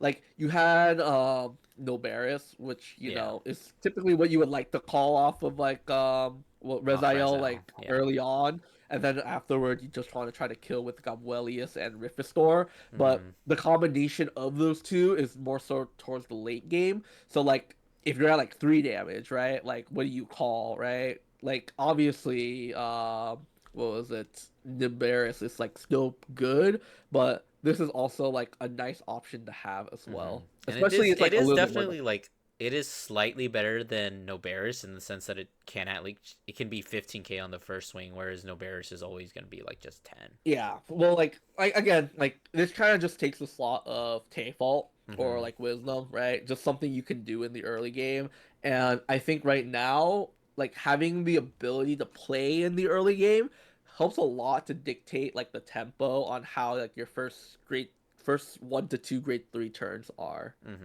So I think this card's pretty good. Yeah. What My is my this? Is last this a word on it would just be I really like this design. Like I like having like more than just a defensive skill and specifically a defensive skill that scales, like the riskier it gets. Like they've been trying to make a lot of QT skills with intercepting, but when there's retire, it's like okay, cute intercept skill. Okay, anyway, retire it. I like that it actually has you too. Like if you have it in hand, it's still a 10k shield, but you if you have it on board like you're supposed to be doing, and it's not just like a fucking vanilla on board like oh let me swing with this 10k attack and then so I can intercept for like 25k. I like that it just has a lot more extra Yeah, it's utility. just like a solid card, right? Like Mm-hmm. it doesn't really like give like advantage, but like I don't know. It's just like I just look at this card and I just smile. I don't know. Yeah, me too. I just like this card. Me Also because it's too. like blue and white, and I like that kind of like color combination on here.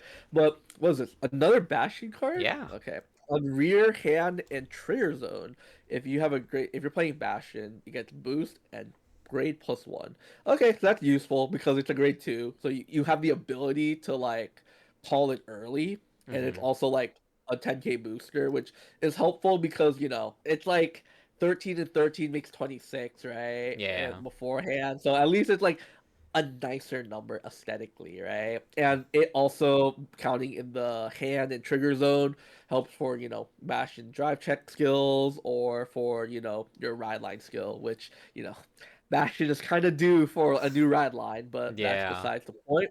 And then let's see here. Placed on When you rear. play on Yeah. rear, if you're playing Bastion, counterblast 1, look at top 5, choose a grade 3 without Regardless piece, put it to hand, and if you did not play a card, countercharge 1. So this is Okay, I burning. think this is like a pretty Yeah. good card. I don't know how it's been so long since I've last seen Bastion that like I wonder like how much the counterblast is like an issue, right? But regardless of that, right, with the new triple rare that we got, that's like one less counterblast, which can Yeah. then go into this card, right? Which Mm-hmm. it adds in like an additional card, so you get to like search for more there. I think this card is like also really good. Yeah. Solid. Yeah, pretty solid. What Did you what? know that There, Houndriser got there, a double rare? I did not know that, and I used to. Okay, maybe it's because I used to play this deck, and I've since dropped it. But like, let's see. Let me read this. I need to evaluate this. On play on rear, if you're on Vanguard with Houndraiser, top 5,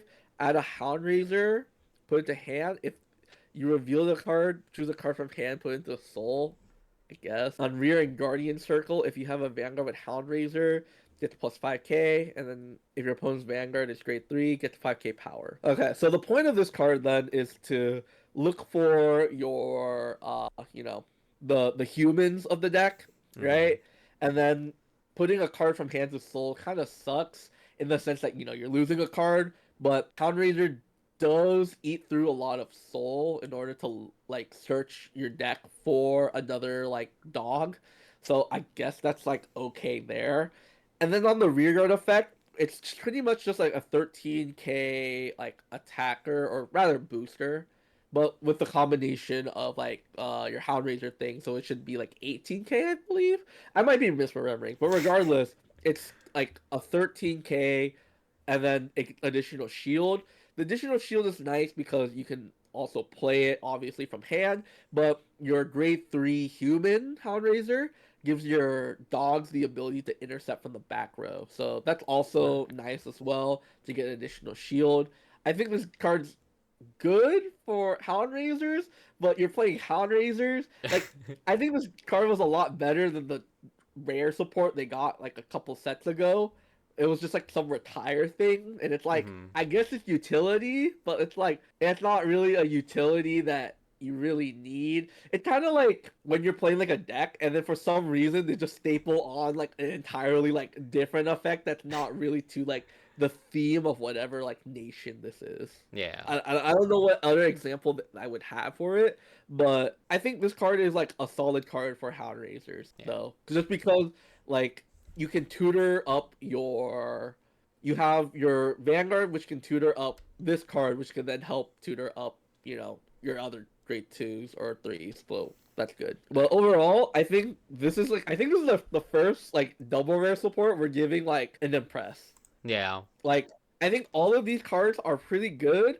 The decks are Oh, like they're not yeah. middling, right? Like Yeah. obviously, right? Like Well, I they're guess not except for helping like Hound Risers, but I yeah, would they're say not Hound helping in like comparison to other like bad decks, Hound Risers are like at least a yeah, Hound step Risers above. is at least like somewhat like a fun gimmick, like here and there.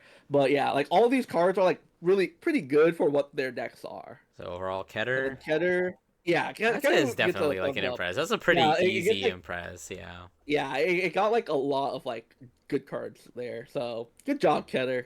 You've made your penny. Oh no, bros. Oh no, bros. We finally All right. arrived at Brontgate, and of course All we're right. starting off with With Tayfault. Magnetism Monster, Magnetes. Although When this technically not card is Tayfault. Oh, go yeah, ahead. when it's on play on rearguard other than by a unit card's ability, if you played a set order this turn, so last one, look at top five, choose one that's grade less than or equal to Vanguard and call it. And or you put it into your hand if it's a set order. I didn't even notice that part. So Yeah. yes, folks, Brandgate got their own Tayfault. Although And not technically only not, that, because Tayfault does it, not work when you play a set order. And this one okay, only works when yeah, you but play like a let's set be real order. here. What kind of Brandgate deck is like, yeah, we're playing normal orders. Yeah, man, let me Really. shuffle my deck and then check the top three cards of my deck after declaring a grade, and then add all cards of the declared grade and discard the Yeah, rest. man. And then like on attack, right? When on attack a grade 3 or greater, if your order zone has a set order, gets 5k. If you have a Vanguard monster, gets 10k instead. The fact that this is a monster support, some people might go to like, oh, this is archetype support, Hmm. which it technically is, but it doesn't play that well in archetype in my opinion because the later the game goes, because you only have like the one research that you play in archetype, Mm-hmm. torrential research energy or energy research, and you typically play that on your grade 1 turn and then Grade your two. grade 2 turn. So you're already missing out on like one, and you're only really playing those four research orders or set orders even. So this card just becomes like a more dead card later, at least for its like Second plussing skill. skill. Yeah. That being said, though, because it is a monster, you can search it with torrential energy research, which means welcome back, Bat. Welcome back, Bat. You Matt just max out on what was it? They can just max out on the grade 1 research, dig for this card, then use this card, look for that Moe flash. We're back in business, baby. Literally once this I remember we were in Texas and I was sitting next to our friend Kiwi, and then the set had just come out in JP, and then my like I felt my stomach drop when I was scrolling through Twitter, and I saw not one, not two, not even three, but multiple JP lists that are like, "Hey guys, I just did well with Bat." So this card is absurd, mainly because it also is a monster. It's like if K-Fault had additional support because like it was like a knight or something, Yeah. right? And then so that's like the main application, I would say. It's like in what was it? In Bat. But you Yeah. could also play this in Ava. Yeah. Because Ava, they typically always play a set order each turn. Mm-hmm. You need just to top five, and then you use up your soul, and then you can use it to call out your obfuscate, which would then Oh, trigger good because you skill. call it by a Yeah. card effect, which is really strong. But it does cost soul, which is a little bit of an issue for Ava because before you kind of had to really like manage your soul usage with like using your research set orders to either make sure you keep recycling your poison in paradise Ava, or you want to rest the three with the blue research lab to then power up like either Ava itself or an obfuscate, and then you want to like rest it just so that way you can also play what was it, the Blitz order, the frozen one. I forgot what it was called. I'm blanking on it right Yeah. now. But the one that gets additional 10k for each rested set order. So it's just really playable in Ava, but it's another. You just have to watch your research management. Yeah. But this card, hands down, is probably one of the chase cards of this set. This is Mm-hmm. a very impressive. If I could give this two thumbs up, I will give this two thumbs up. Heck, I'm gonna give it three thumbs up.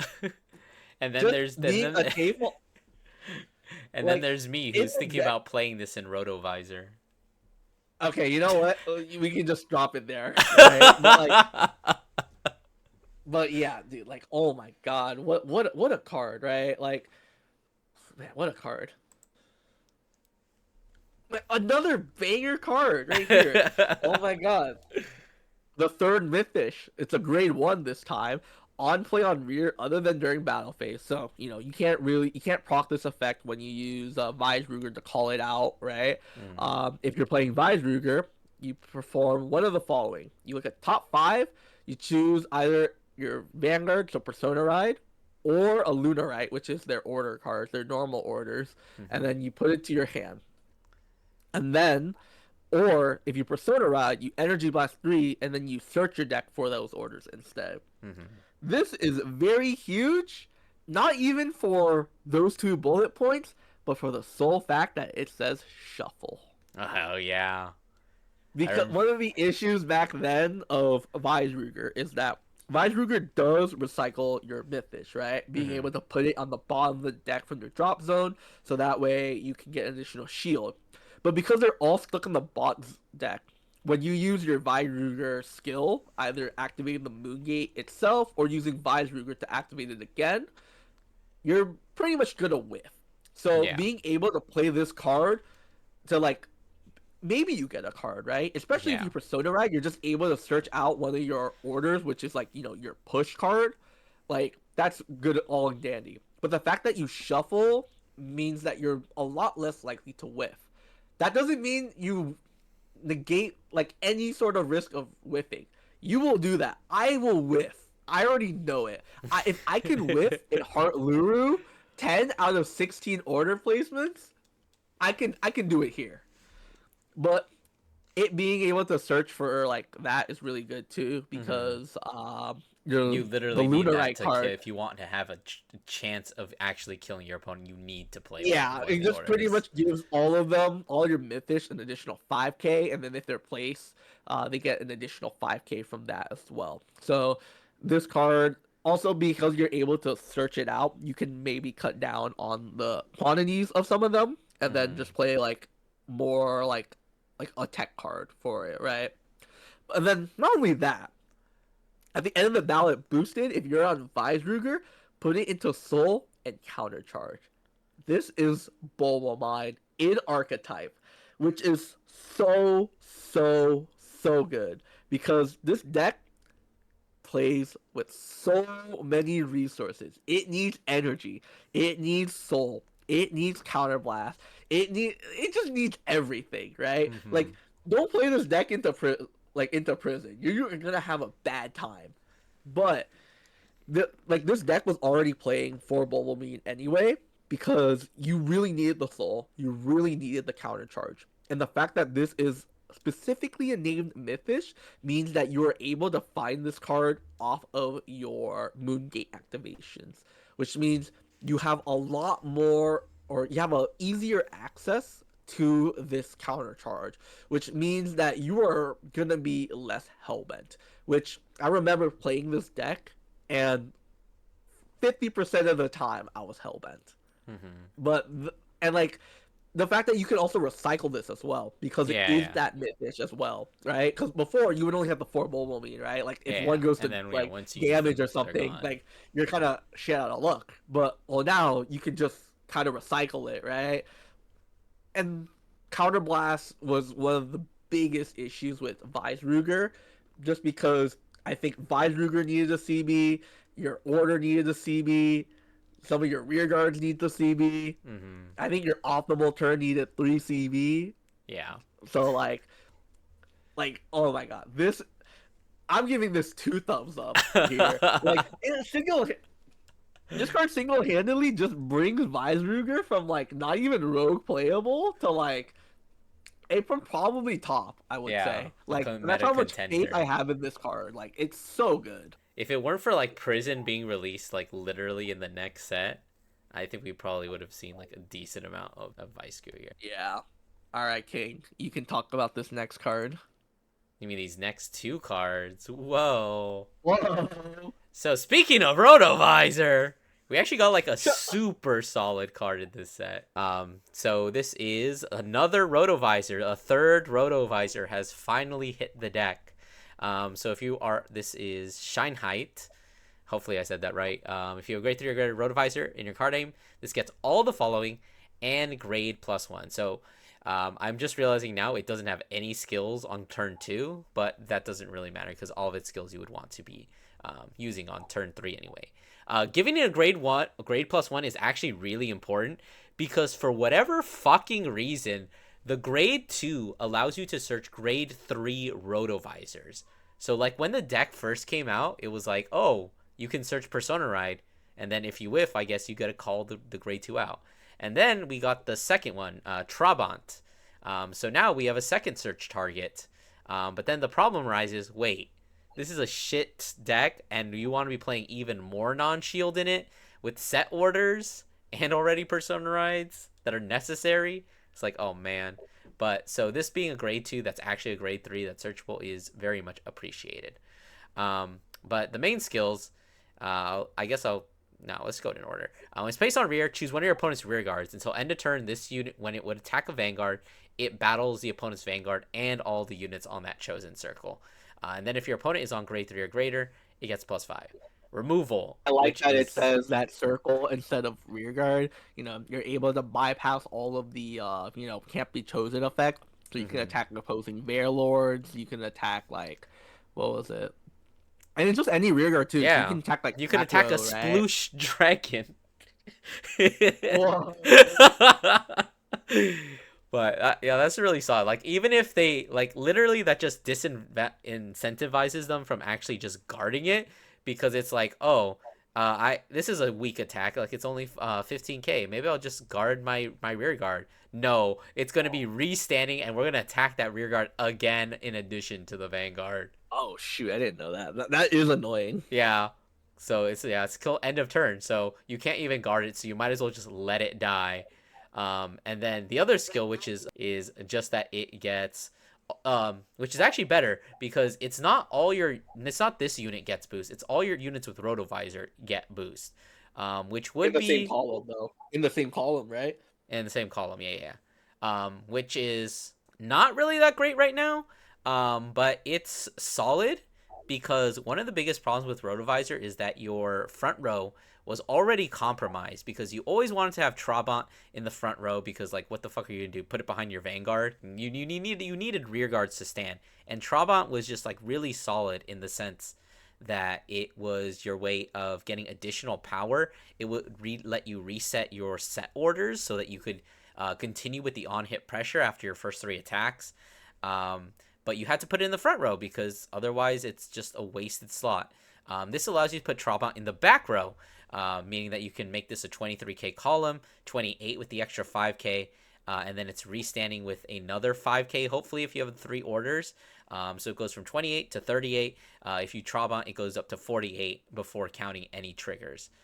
So just very solid in that sense. I think the deck is still bad. It's still barely rogue playable, but this card is definitely a step in the right direction. I think we just need more rotovisors, and preferably rotovisors that become grade 3 so we don't whiff off the grade 2 anymore. Do wait, man. Like if Weisruger can get that grade 1, so can you.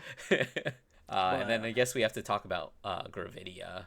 What does this yeah, if do? you're playing Gravidia, you just search your on play on rear during main, search your deck for a grade 2 or greater order without Regala's piece, discard it and shuffle. I think the only like meteor is like it's like the one that counts as two. Yeah. And then yeah, and then you have ways of like, getting your meteors from drop. So it's a way to search for that meteor in particular because I don't know, I think I remember old like Gravidia was like on play, you just search for it. And like you would much rather search the grade 1 meteors mainly because like you can get those extra draws because Mm-hmm. searching the grade 2 doesn't really help that much. So I guess this is like a way to like for free like get that one. Obviously you do need like another way to get that meteor from drop, but I don't know, I haven't read Gravidia in Yeah. like so long. Wait, the And then grade at 3 the end does of that, that, doesn't it? From set I 4? don't It's know, like Soul Blast 2 set 1 from drop. it's been so long. I topped with the deck and I forgot. At the end of the battle that it boosted, if you're on grade 3 Nordlinger, pretty much Soul Blast 1, choose one of the boosted rear guards and return it to hand. So I Dude, guess this like, is with Yuika. oh boy, Cope Yuika. No, but I guess like it just replaces like not replaces, but like you reuse your on play ability, so like that early grade 3 as well. I Hmm. guess that's like nice, I suppose. Like, But it's better than like nothing. yeah, it's better than nothing. I don't know what else to say about this. Like, Me it's neither. cool, I guess. Cool card. So you're the Orphis enthusiast, aren't you? That's more so my brother, but let me take a look at this card. Grade 2 from drop. When your unit is retired from rearguard during your battle phase, you can EB2 and bind this. Choose one of those retired cards, put it into the hand. So I guess that's like nice, but I think the issue with this card is it only does that. It's Yeah. literally just a vanilla.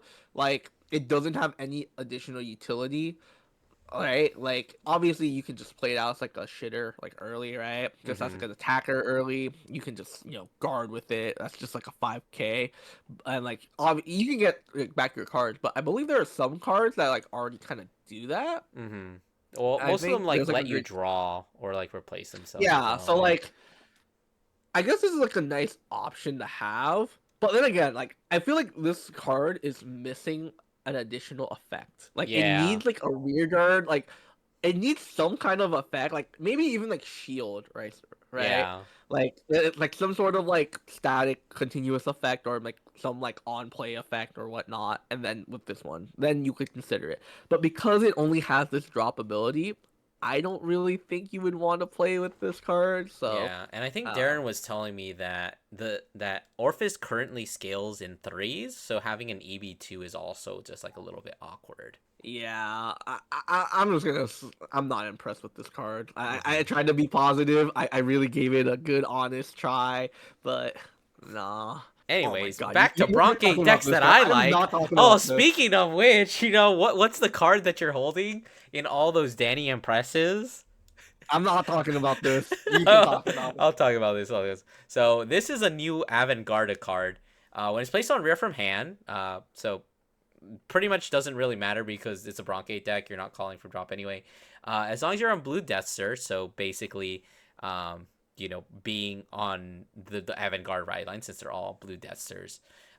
EB3, check top 5 cards of your deck, choose a strategy card or a grade 3 card without Regalis, reveal it, add it to your hand, and then shuffle your deck. So that skill is kind of whatever. Like, it's always nice to be able to search for, basically in the deck, you're searching, this can search Persona Ride, which you need, it can search Richter, which you need, and it also searches out your strategy cards.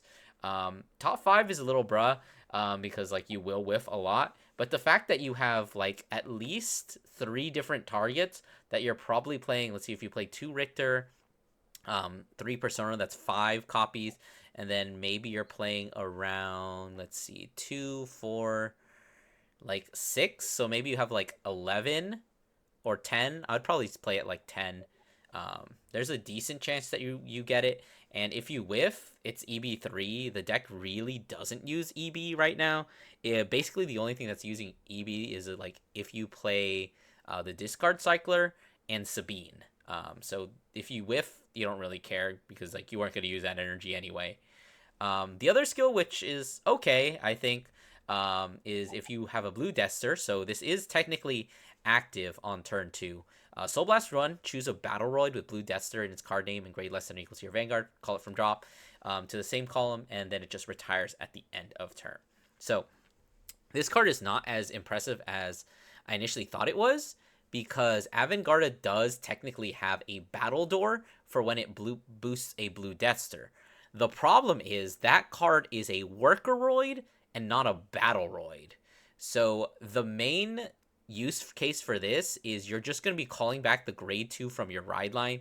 Theoretically, the grade 1, but I'm pretty sure I'm not going to be playing the grade 1 in the ride line anymore. But this is basically just call back your grade 2, make an 18k column for free for 1 soul, which is essentially free because Avantgarde doesn't use its soul at all. I guess one last thing on that is soul blasting is very nice because what ends up happening at Vanguarda is you get your strategies stuck in the soul, and then you call Sabine and you check your drop, and there are 0 strategies in your drop because they are all stuck in your soul. So having an act once per turn that just soul blasts for like a whatever effect is like perfectly fine. If you get your board wiped, this card makes you a free column. It's not the greatest column, but it does in a pinch. Awesome. Sure you love that. I love it. I'm just gonna give this a depressed, right? Like Yeah, I think that cool, like they're neat, right? they're But it's kind neat, of but like none of them are on. these are all like not even the rogue playable deck. Like the most was Orphis, but even like the Orphis card was like Yeah. so bad that we didn't even include it in this one.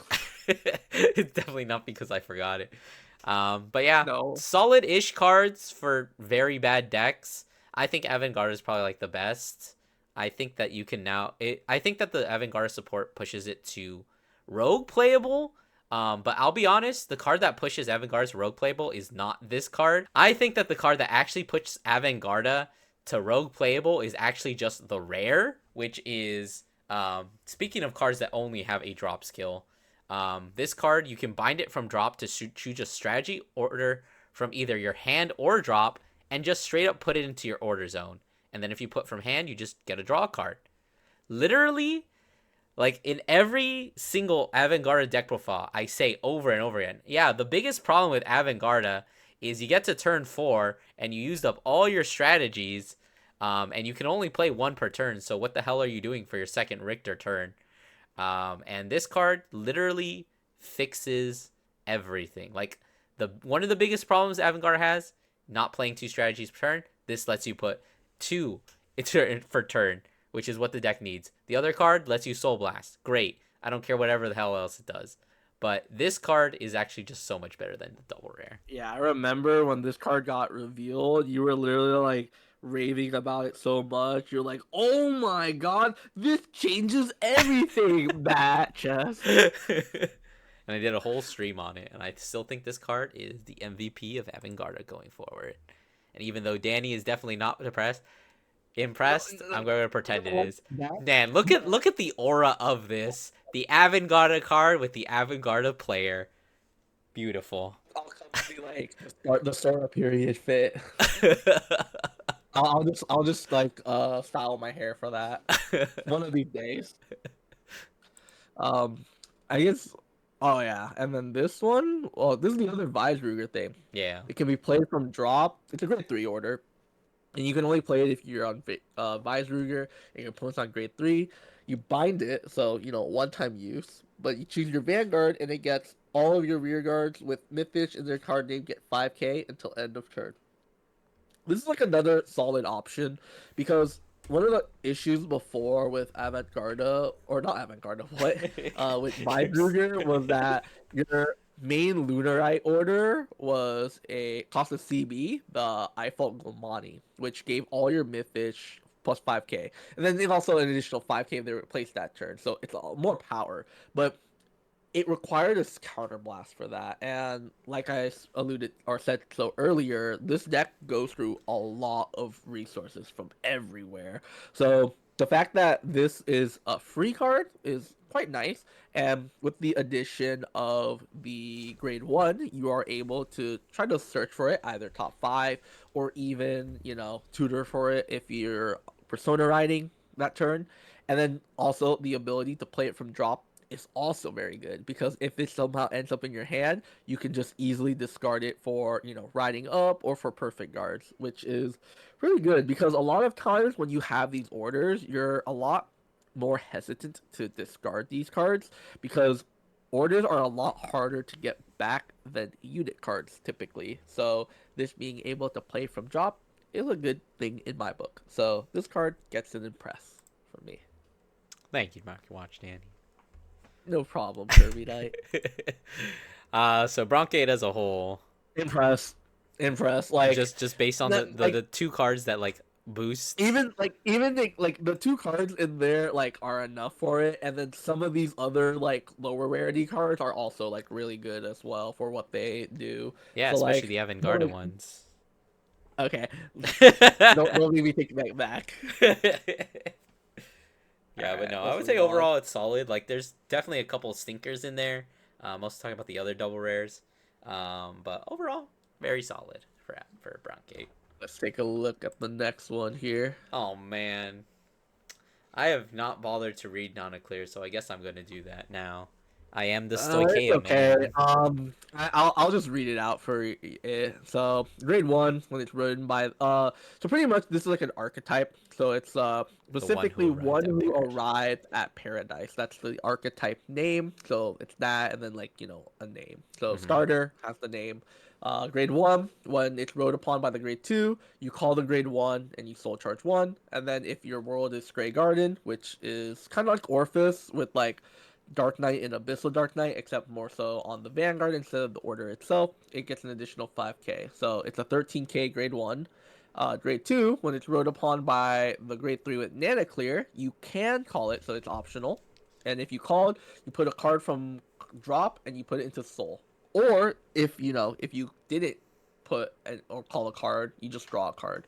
And then again, if it has a Grey Garden, and it gets boost and a 5k. So it'll become a 15k attacker or 15k booster. Mm-hmm. So Ride Line just all calls itself out, which is nice because this deck does rely on having specifically these names, one who arrived in paradise. And then if we want to look at Nana Clear herself, she has the continuous ability that if you have 3 or more rear guards with one who arrived at paradise in their name, your world becomes Grey Garden, and this unit gets triple drive. Unfortunate that they has fair card design, so Elementaria will work for the Mm-hmm. not having to discard. But it is a free ability, right? Yeah. Like it's pretty easy to get it the first time around because your grade one calls itself out. You have the option to call out your grade two, which means you've already had two. So you just Yeah. need, more rear guards, which you're playing mostly like full play sets of them all, and you have ways to search out for them. Which is your act, which is EB3. You look at the top 5 cards of your deck, choose a card from among them, and you call it if it's a unit card, or put it into your hand if it's specifically the order card of Bloom in Paradise, and then something else. What was it? And then if you called a one who arrived at Paradise in particular, that unit will get 5k. So you can call anything really, like your ace unit or generic cards. But if you specifically called the archetype card, then it will get an additional power. And then a simple, very one-line text: when it attacks, CB1, choose one of your rear guards stand. Whoa, he's just I like think, Virgila for real. yeah, I really like this card. It's like it's fair. Like, don't Mm-hmm. get me wrong, it's not the flashiest, but I kind of like that index where it's like a very just solid card. Now, is it gonna compete really well in the meta? No, but this is like a very fan favorite card slash deck. But if we're talking about one who arrived in paradise, we'll see what else it is. Also of note, Nana Clear is one who guides towards paradise, so technically she does not count. So don't try to like call your Persona ride Well, it hoping doesn't that. matter. But yeah, 'cause, like yeah, don't bother calling it to rear guard to try to fulfill that condition. So that's a side note. Yeah. The other triple rare support is a grade two. What was it? Leaf's Feather Dragon on play other than during battle phase. So God bless. No longer from hand, and you can also call it from drop. Yeah. God bless. No more CB Web, Stonekeepers. They gave top it look to at top Dark States. three. You choose a grade less than or equal to Vanguard, and you call it to rear if it's a unit, or put it to the hand if it's the specific order, and then you shuffle. But if you're in Stray Garden, you look at top seven instead of top three. Top three, very very pitiful, Yeah. right? Like you're more likely to whiff. At least with the top seven, you would hopefully like Have have a something. higher chance of hitting something from it. But that being said, right, if you're already at like three, then like the need to like search goes down a little bit, though it's still useful, right? Like you call your grade one and two from the ride line, then you just call this, and then you just call the fourth unit. So good enough as it is. And then it has an effect where when you attack, if you're in Stray Garden, Soul Boss 1, it gets 10k until end of battle. So kind if you really squint at it, this is kind of like Tayfall. If you squint and then like you like flip it upside down like with the cost, it's kind of like Tayfall in a way, right? Like on attack, it's like a 10k and then a CV to like top check, like Mhm. it's kind of there, right? Yeah, it adds So, an and it's, order or it calls a unit. yeah, it's like it's an in archetype, right? As well. So like it's a good card because of that. And then Yeah. we have like a double rare, another grade two, Weaselin on Hmm. rear and guardian circle. If you're on Nana Clear and you're on Stray Guardian, gets 5k. And if your Vanguard is what was it, Nana Clear and is not in Stray Guardian, it gets plus 5k shield instead. Huh. So pretty much during like your turn, essentially, it will be like a 15k attacker. And then this is like in the case where like you intercept, right? Because Stray Garden is like only works during your turn, right? So Uh-huh. once it's during your opponent's turn, you're no longer considered in Stray Garden. So this will count towards, the additional shield. So it's a bit modular, which I guess it's like it's like a very additional like steps just to be plus 5k power, plus 5k shield, right? Hmm. Yeah. Like and then at the end of the turn, if your World's in Stray Guard and you put it into Soul and then you draw a card, cool, right? Wow, in the Like that's pulse. fine. I love in the Yeah, pulse. your favorite. Yeah. This card But is basically just like Voyard, but like slightly better. yeah, but these two would be your main one who arrived at Paradise front row units. Lee's Feather being like a potent attacker, and then Weaslin being like a somewhat like less like attack. Not like it's like a less powerful, but you don't use as much resources. Hmm. Just But like a that's besides the utility. point.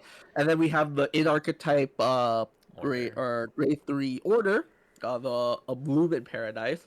You can only play it if you're on Dana Clear. So don't think of the Zorga players. And then you choose one of the following. You can either you choose a one who arrived in paradise card from drop and call it to rear. So nice, you can just call out League's Feather, for example, and then use League's Feather to search your top seven, hopefully. Or you can choose one of your rear guards with one who arrived in paradise, and then it gets on when it stands. If you're in Stray Garden, you get to crit, and it also gets an additional 5,000 power. So I like that this card is modular, right? Hmm. If you're lacking the cards on board, this can help you build a board. But if you've already had the board, then you can go ahead and power up like another rear guard. It's essentially like what was it?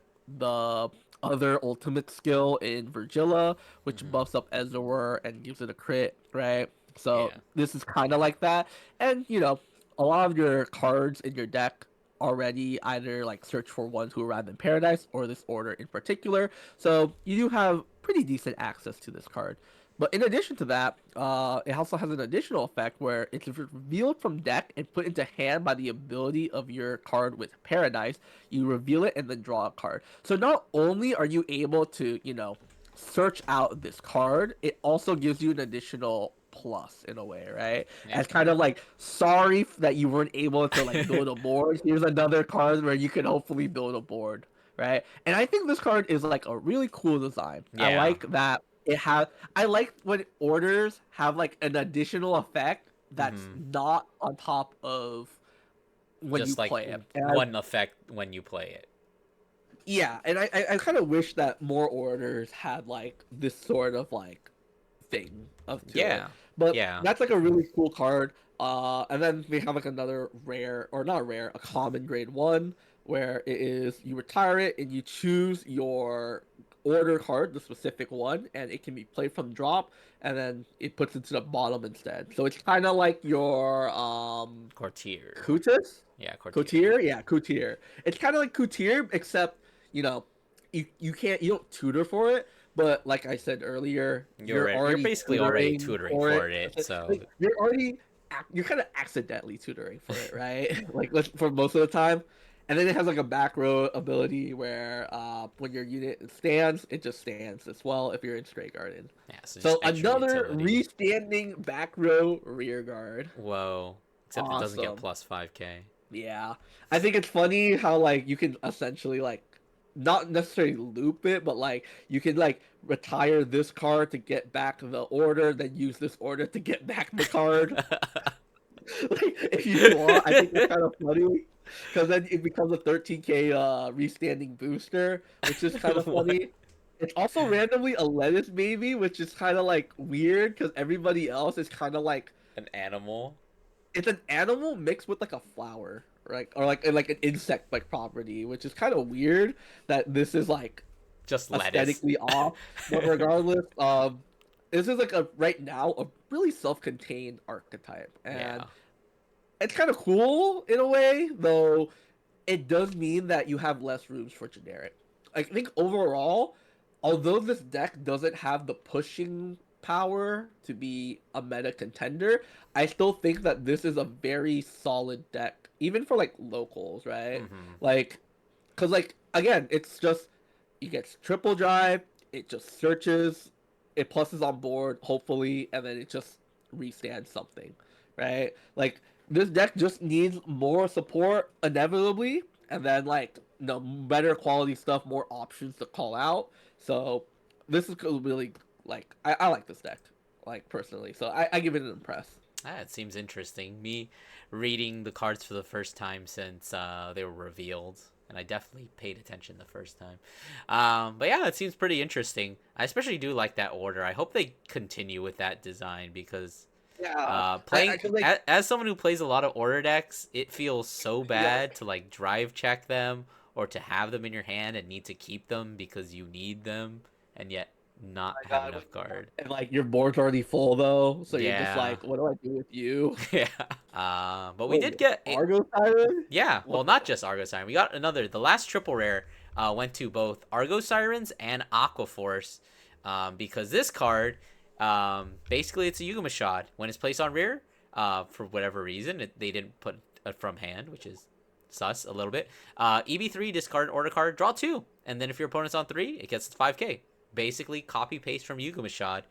A little bit better because it's a tier dragon too. So you can call off Algos, you can call it off the order. So very solid.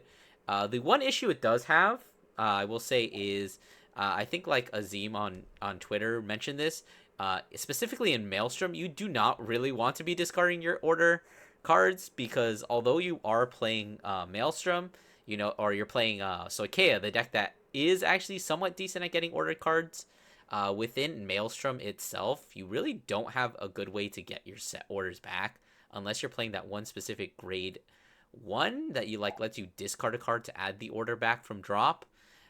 It's just kind of awkward in Maelstrom, and you definitely do need the two orders. So if you're playing this Maelstrom, I think you play it with additional orders. So you don't always have to discard your Judgment of the Storm. But in Argo Siren, it's a lot better just because your set orders can't be played from drop specifically, but your Vanguard basically puts them in the order zone from drop, so you don't really care as much discarding them in that one.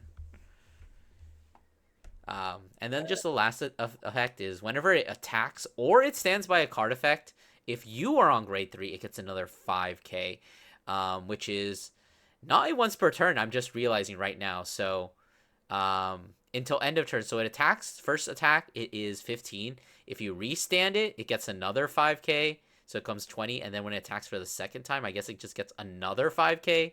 So if you restand this thing, it goes from 15 to 25. If I'm reading that right, when you're on grade 3, Yeah, pretty much. Yeah, that's it just gets a stacking 5k when it yeah, so attacks that's or actually just stands. kind of insane. So pretty much an overall very solid card. The issue is that Maelstrom doesn't have a way to restand it, as well as Argo Sirens do. I guess if you call it from Soul, you can restand it. But this is definitely much more of an Argo Siren card than it is a Maelstrom card. But it's nice that they left that door open. If we ever do get like an Aquaforce Stride deck set, like for Thavas, this card is a definite contender. But time being, it's pretty much just Argo Sirens. It definitely boosts the strategy a decent amount, but it's still Argo Sirens still have the same issues that they have always had. Still though, it still reads like pretty good, Yeah, right? I think it's Like, just like an overall very solid card. yeah, But yeah, that's pretty solid. Um, the opposite of solid though. oh man, Oh oh, man. let me go on this tirade. So Julamint is a double rare upgrade for Granfia, the least supported and least cared about deck by Bushiroad. So what did they do to the offensive kill on turn 3 glass cannon ass deck? They turned it into a turn 4 defensive deck. Like I played Granfia at locals like 2 weeks ago, and I will tell you in a couple of my games I did not even make it to turn 3. So their idea was to give it a card that says wait till turn 4 and then you get bonus effects, which I guess I can finally start reading. So specifically when this unit is placed by riding from the old Granfia, not even like, oh, you can throw this in your ride deck and still get it. No, this only works on turn 4. It gets all the original abilities of that unit, so you're still on Granfia basically. I guess you could call Noborose Rosa token, but the main skill is just the restand one of your rear guards. But additionally, it makes all of your plant tokens and noble rose on your tokens become plant gauges. So it does, I guess, get you one extra gauge. And it creates a new token called a Rosa Rosa token to the back row center. And you put all of your plant gauges on that unit face up. Now, I didn't include it in the PowerPoint because why would I? Maybe I'll throw it up if I am not feeling lazy in the editing. But the Rosa Rosa, all it does, it has the exact same skill as the Noble Rose, except once per turn, when your Vanguard gets attacked, you can discard any number of plant gauges, any number, and your Vanguard gets plus 5k for each of them.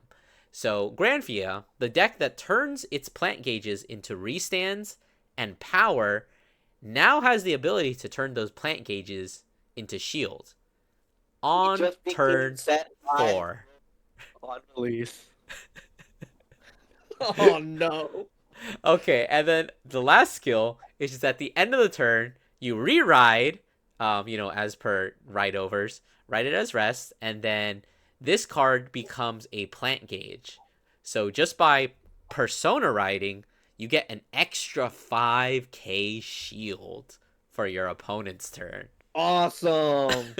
Oh man. I am going to mess around with this at my own expense of my own mental and physical well-being. I'm gonna try making Granfia into defensive deck, which defensive Granfia deck are probably the three most words in the human language that should not be put together. Yet it's something I plan to try. Um, Okay. At the very least, though, you can just maybe look at it as like, I can just cut Persona rides and just put this in it instead. So yeah. like, it's Whoa, I can kind of play like the one same extra effect. Persona ride. Yeah, but like, it's a double rare support. You're in the Yeah. Eugene tier, buddy. Like, Yeah. get in the forgotten bag. I'm so Yeah. sorry to all the true Granfia players out there. Yeah. You mean the one Granfield player at Rosemont? True. Yeah. All But right. a card that is What was the Silver not Horn Beast? So I yeah. think you'd much rather talk Yeah, about yeah, yeah. this. This card does not depress me. When it's placed from hand or placed by the ability of a Sylvan Beast, so it does get a little bit of the Stoichaic curse, but it's a little bit better because this card is essentially Sayroll. If you're on Magnolia, which is a bit of a bummer because Sayroll doesn't need you to be on Magnolia, it just needs to be on a Sylvan Beast. Soul Blast 1, check top 7, choose a Magnolia. Its card name, add it to your hand. And then it has the same back row Persona Right effect as Sayroll. So this card I think is fine. Like it's more copies of Sayroll, and Sayroll is just like very important for the deck. It also fixes, well, it doesn't necessarily fix, but it helps with one of the problems that Mag has, which is finding Persona Ride. Like literally today at locals, the one game that I did lose, I lost because I could not find a Persona Ride. Like in that situation I was in, if I had managed to find a Persona Ride, I probably could have won that turn, but I just didn't. The deck is fine if you're playing like the hybrid package with Elder. You have the ability to recycle Persona Rides, but the problem is you need to find the first Persona Ride before you can start recycling, which obviously this card helps. Top 7, much better than Sayroll's top 5. It sucks that you have to wait till turn 3, but you have the added utility. You can call this off Magnolia. The on-ride skill, you can call this off of Bonispati, and it will trigger. The one loss from this is Rip Lilikoi. Sorry, buddy, you're not in the club. If you call this off Lilikoi, you do not get its effect. But overall, a solid card. I don't know that you would play like more than like 2 or 3 copies. I think you still play Sayroll because like although Sayroll is kind of objectively a worse card, it It's a does great one. yeah, it does still have that added utility where you can call it on turn 1 and just aggro with it, which is something I do a lot with it. Whereas this is something you can't do on turn 1, which is honestly Magnolia's weakest turn is their first turn. All right. There's like another There's double one rare, more right? double rare, and it's another Argo Siren. And this card is a custom ass card.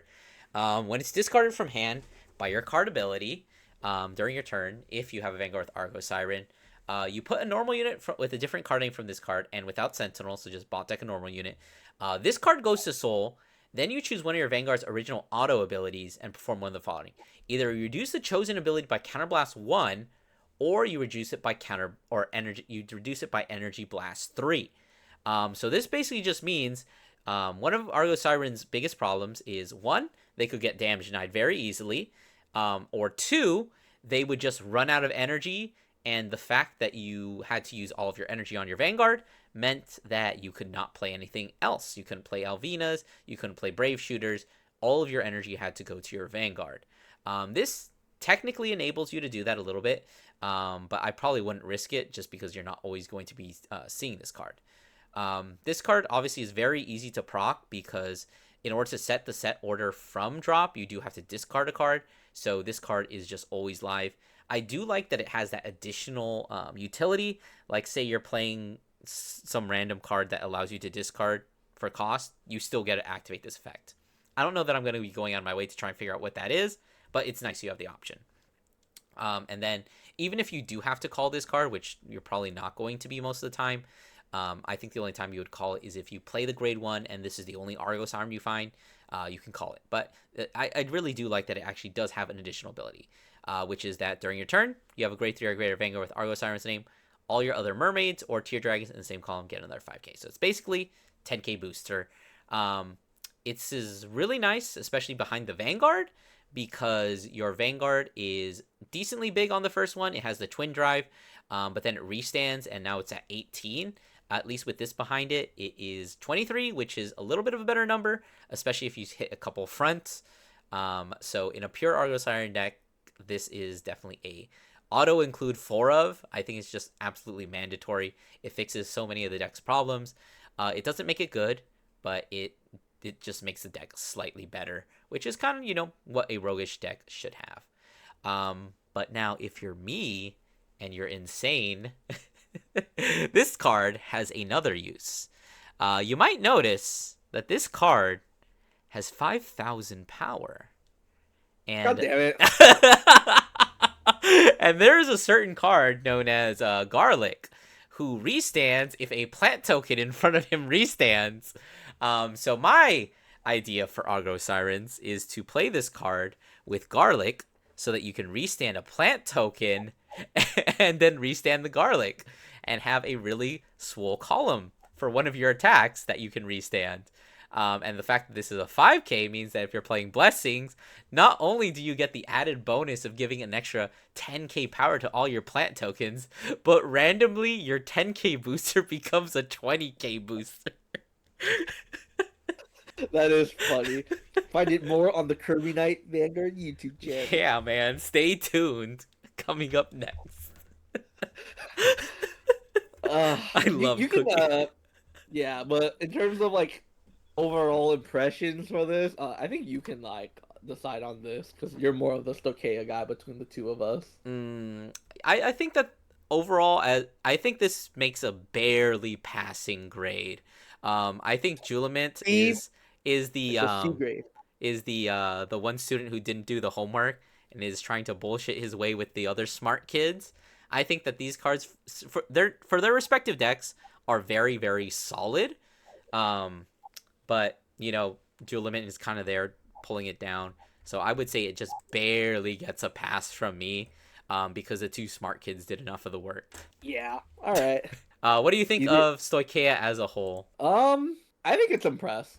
Like I said earlier in one of the other nations, it doesn't necessarily elevate the decks here to like meta contenders, Mm-hmm. but it's nice to have options. Weird to say when we have this many ride lines, but I digress. I think Nana Clear as a whole, as a deck, is a very solid put together deck that, it's playable now. It should get more support later in the future that will add even more to it. And then, all the other random support cards are pretty decent outside of Granfia. Sorry, Granfia players again. What you mean, Granfield player? True. All right, let's finish this shit up with the new ride line, Juicy Fruity, Oh which boy.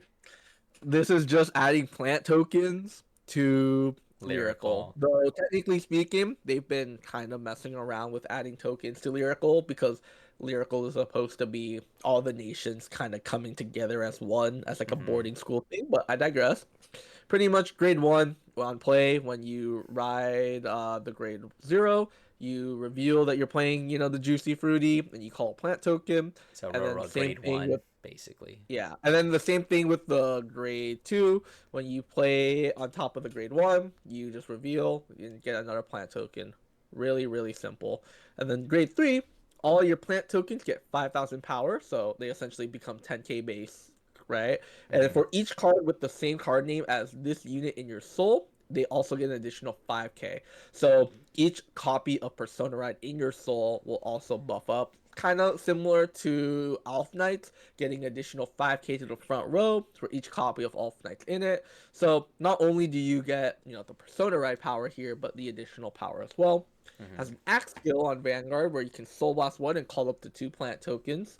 So, if you need any more, this is like another way to get those plant tokens.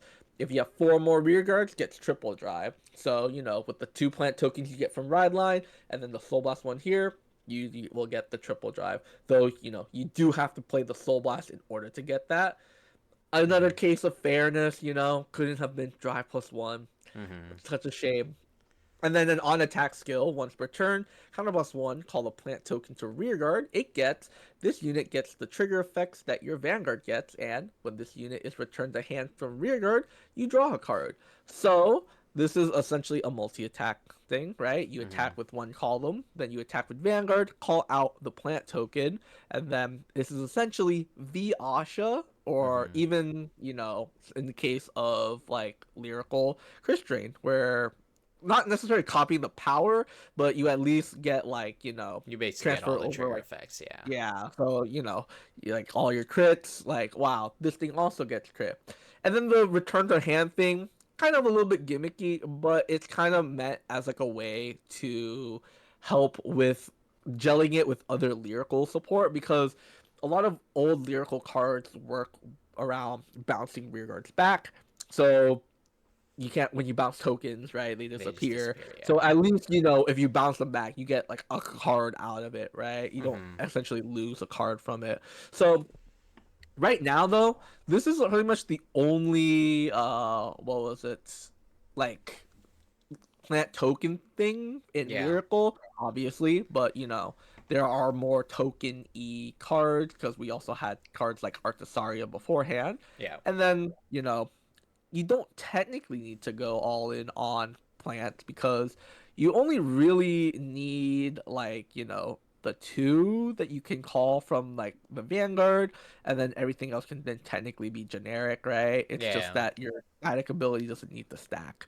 So right now, this is like fitting, right? All of like the ride line, like the fruits, right? They're all like toddlers because this deck is in its infancy, right? Like Yeah. we're just now really expanding on adding tokens to Lyrical, so Mm-hmm. it'll be interesting to see how it goes. At the moment, there's not that much, as we can see here. Only one like actual like Yeah. in archetype thing where it's rear or hand at beginning of guard step that your grade 3 or Vanguard with Juicy Fruity is being attacked. You put this card into Soul, and then you choose a unit, and it gets 10,000 power until end of turn. So, and then parentheses for whatever reason perform before calling Guardians and intercepting. Yeah. So, because it's beginning of guard Yeah. step.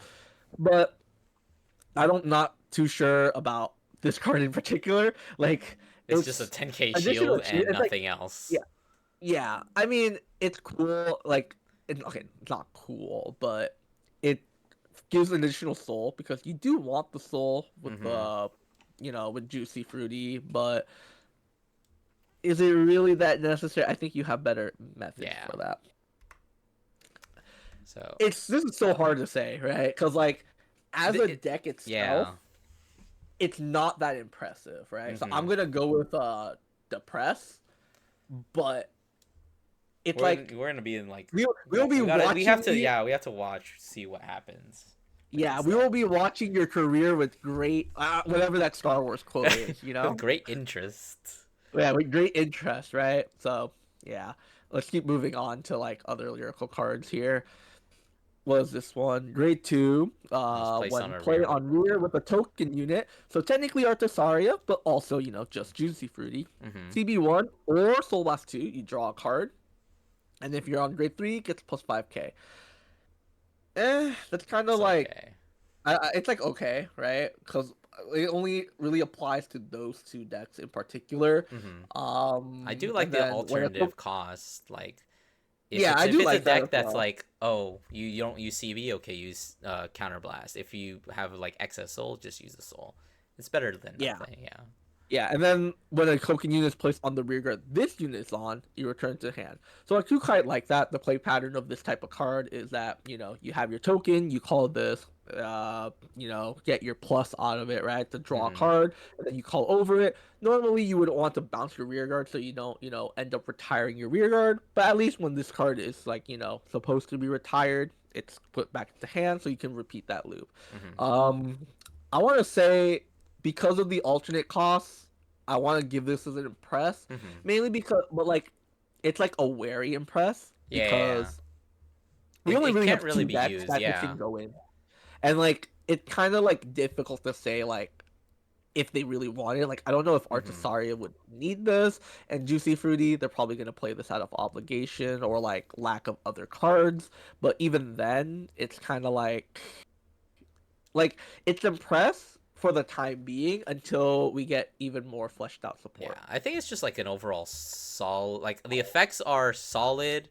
There's not like a lot of restrictions, and it's just mostly positive. Like there isn't really a downside to any of these effects. Yeah.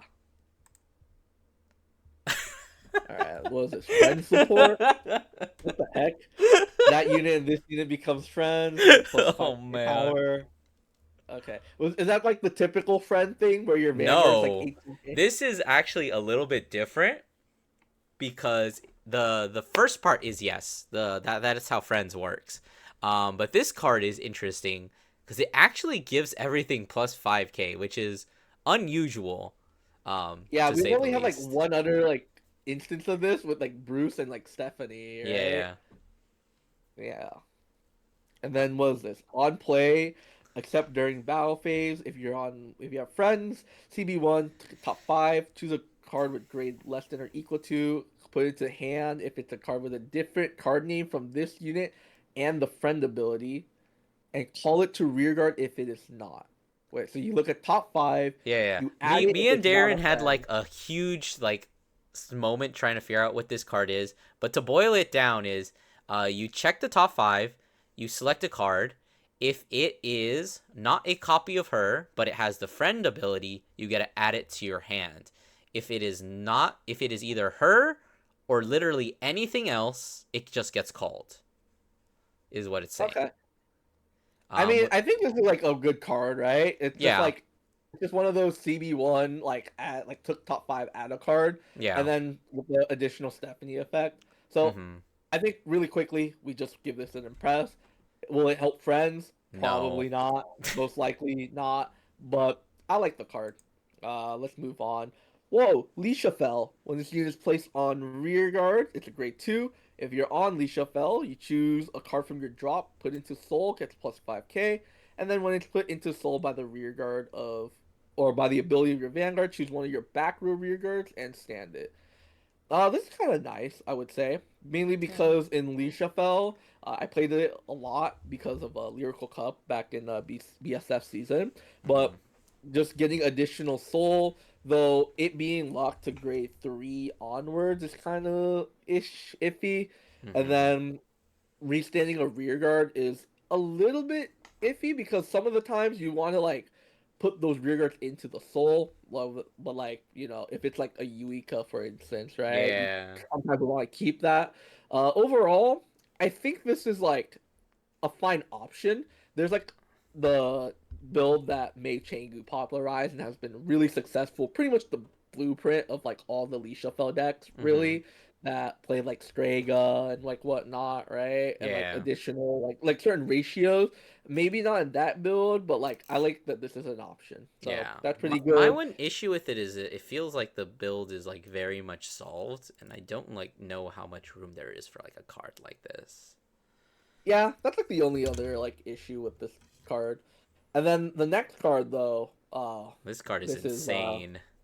yeah. This is On play on grade 2, on play on rear, look at top 7, get a sound system and discard it. So one of your issues beforehand was, after you search it out, you kind of would be hellbent, not really hellbent per se, but like you're kind of like looking for that Yeah, you have the sound sound system. system for turn 3, you have the sound system for turn 4, but considering Artisaria is like a very grindy-ish deck that needs to wait until it scales, what are you doing for turn 5 and turn 6? Like, you've got to find them, otherwise you're doing nothing.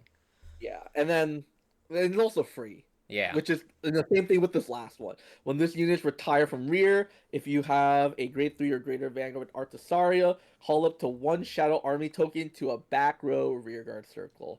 This card is also really good too, because a lot of times Artisaria is a very slow scaling deck where Mm-hmm. you kind of be like, okay, it's getting one Shadow Army token, then like a two, then three, right? Yeah. This also helps with expedient, like speeding up that process, right? Mm-hmm. Yeah, it's to the back row, but if typically you're gonna be calling it like a shadow army token behind your vanguard, for instance, so that way it's Mm-hmm. 28k, and then okay, now you want your attackers. Typically, one of your back row rear guard circles are gonna be left like blank. Yeah. This at least solves it, right? Because then you call a shadow army token over this, and then you can literally just call a shadow army like behind it. That Mm-hmm. literally turns it from like a 10k to like 30k out of nowhere. Yeah. This card, really, really good. Like really, really good. I don't know, Yeah. like it elevates Artisaria, but Artisaria is kind of still too slow a deck. Though it is nice that this card can help speed up it in terms of Shadow Army token production, as well as helping with the consistency of finding Mm-hmm. those sound systems. Yeah. Yeah, let's move on. Well, generic card, but for Whoa. tokens technically. Technically, yeah. When it's discarded from hand during turn, you can put it into soul. So Right. this is Yeah. just generic. Any deck could use it. Has an Yeah. additional effect where on rear guard at the end of the battle that it boosted a token unit, put this card into soul and countercharge one. So pretty much mobile mean, but for tokens. Um, I mean, It's this probably is solid pretty and good juicy fruity, for but Juicy Fruity because they both use Soul and Counterblast. But Artisaria, I don't know if they typically have the space for it, but yeah. we'll But I we'll think they see would for it. definitely appreciate it. I mean, it does kind of free them up to use a bit more counterblast because their Vanguard does use that one counterblast every turn, and the fact that it is a grindier deck.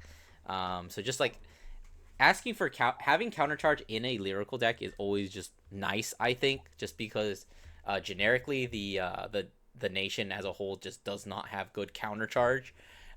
Yeah, Yeah.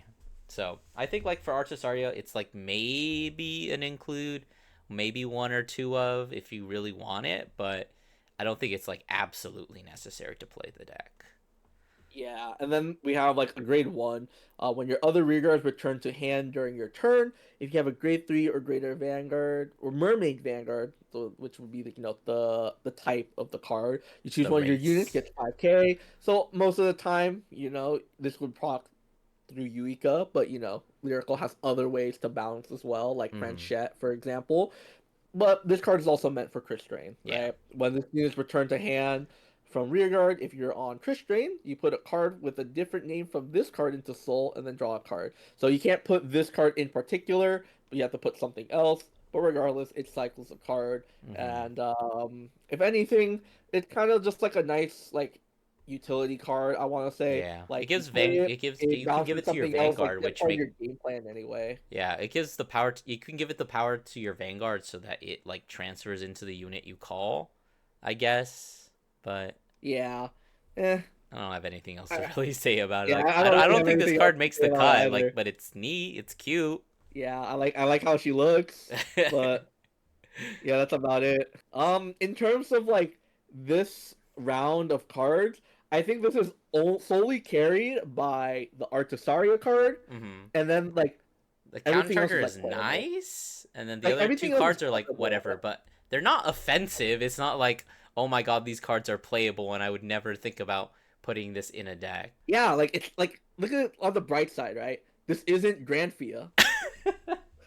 True, this is not Granfia. Yeah, so in terms of double rares, I will give it a thumbs up. Okay, Now, just in pretend that it's like that.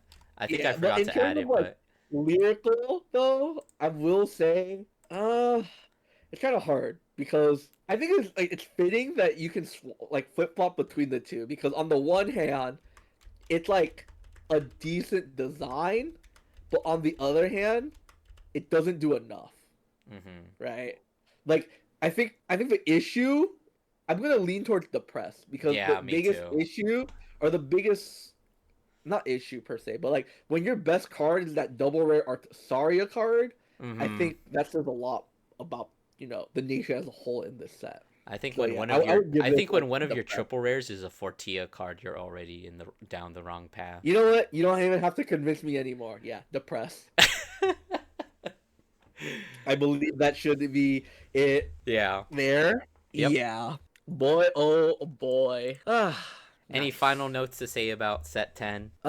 Not necessarily. Like, I feel even like though you this touched is a on it a lot at DLC the set, this isn't like an offensive set. It is a pretty good set. Has some really good support cards for it, and a lot of playable cards as well. And hmm I hope that this set is like does well for people, but it has a lot to live up to because hmm set 11 is quite a banger of a set. Yeah. But you guys will probably see that when we do a set review for that. But in terms of like what's next afterwards, you'll probably see us talk about BCS actually. Whoa, can't wait. I've been hearing Whoa. lots of great things about this PowerPoint presentation, and I am very, very excited. Oh boy, it is very, let's say, Gen Z, you know? Oh boy, our All right, target but yeah, demographic. yeah. All right. Well, All this has right. been the Heel Range podcast. Once again, thank you to my co-host Market Watch Danny. Hope you guys enjoyed, and we'll see you guys on that next podcast.